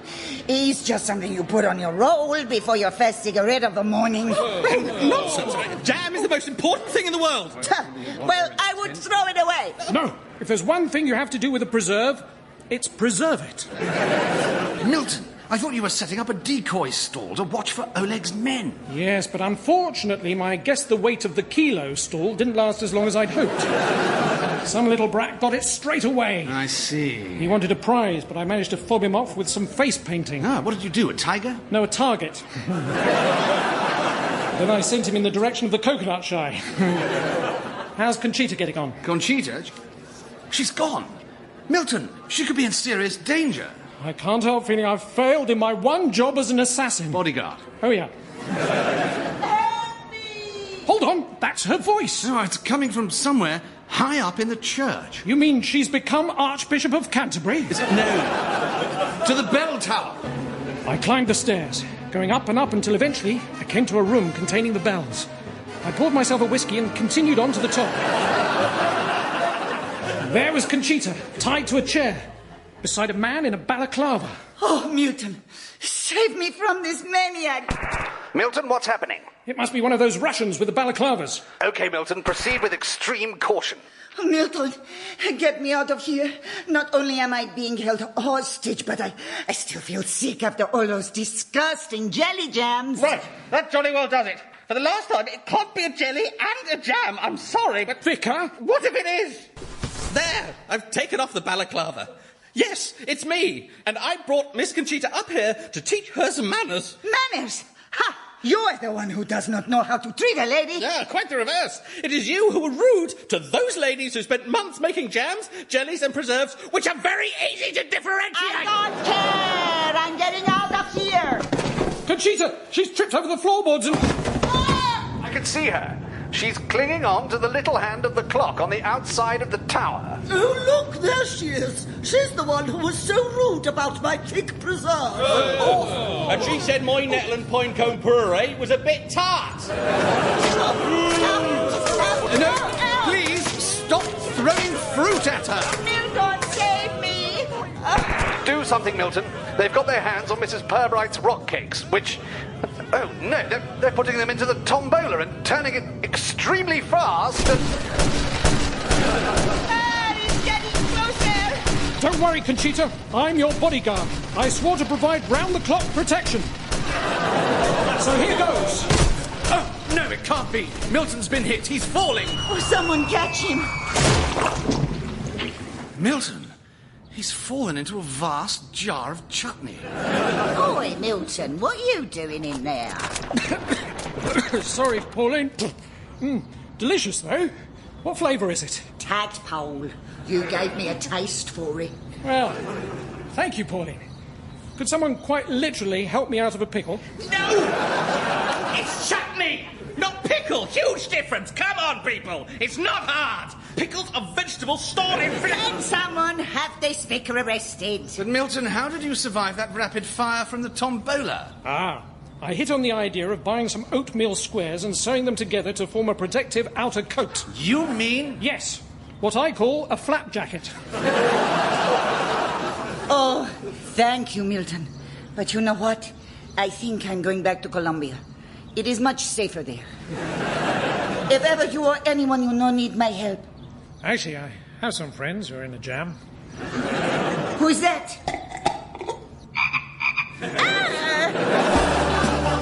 That was Thanks a Lot, Milton Jones, starring Milton Jones, Tom Goodman-Hill, Josie Lawrence and Dan Tetzel. It was written by Milton Jones, James Carey and Dan Evans, and the music was by Guy Jackson.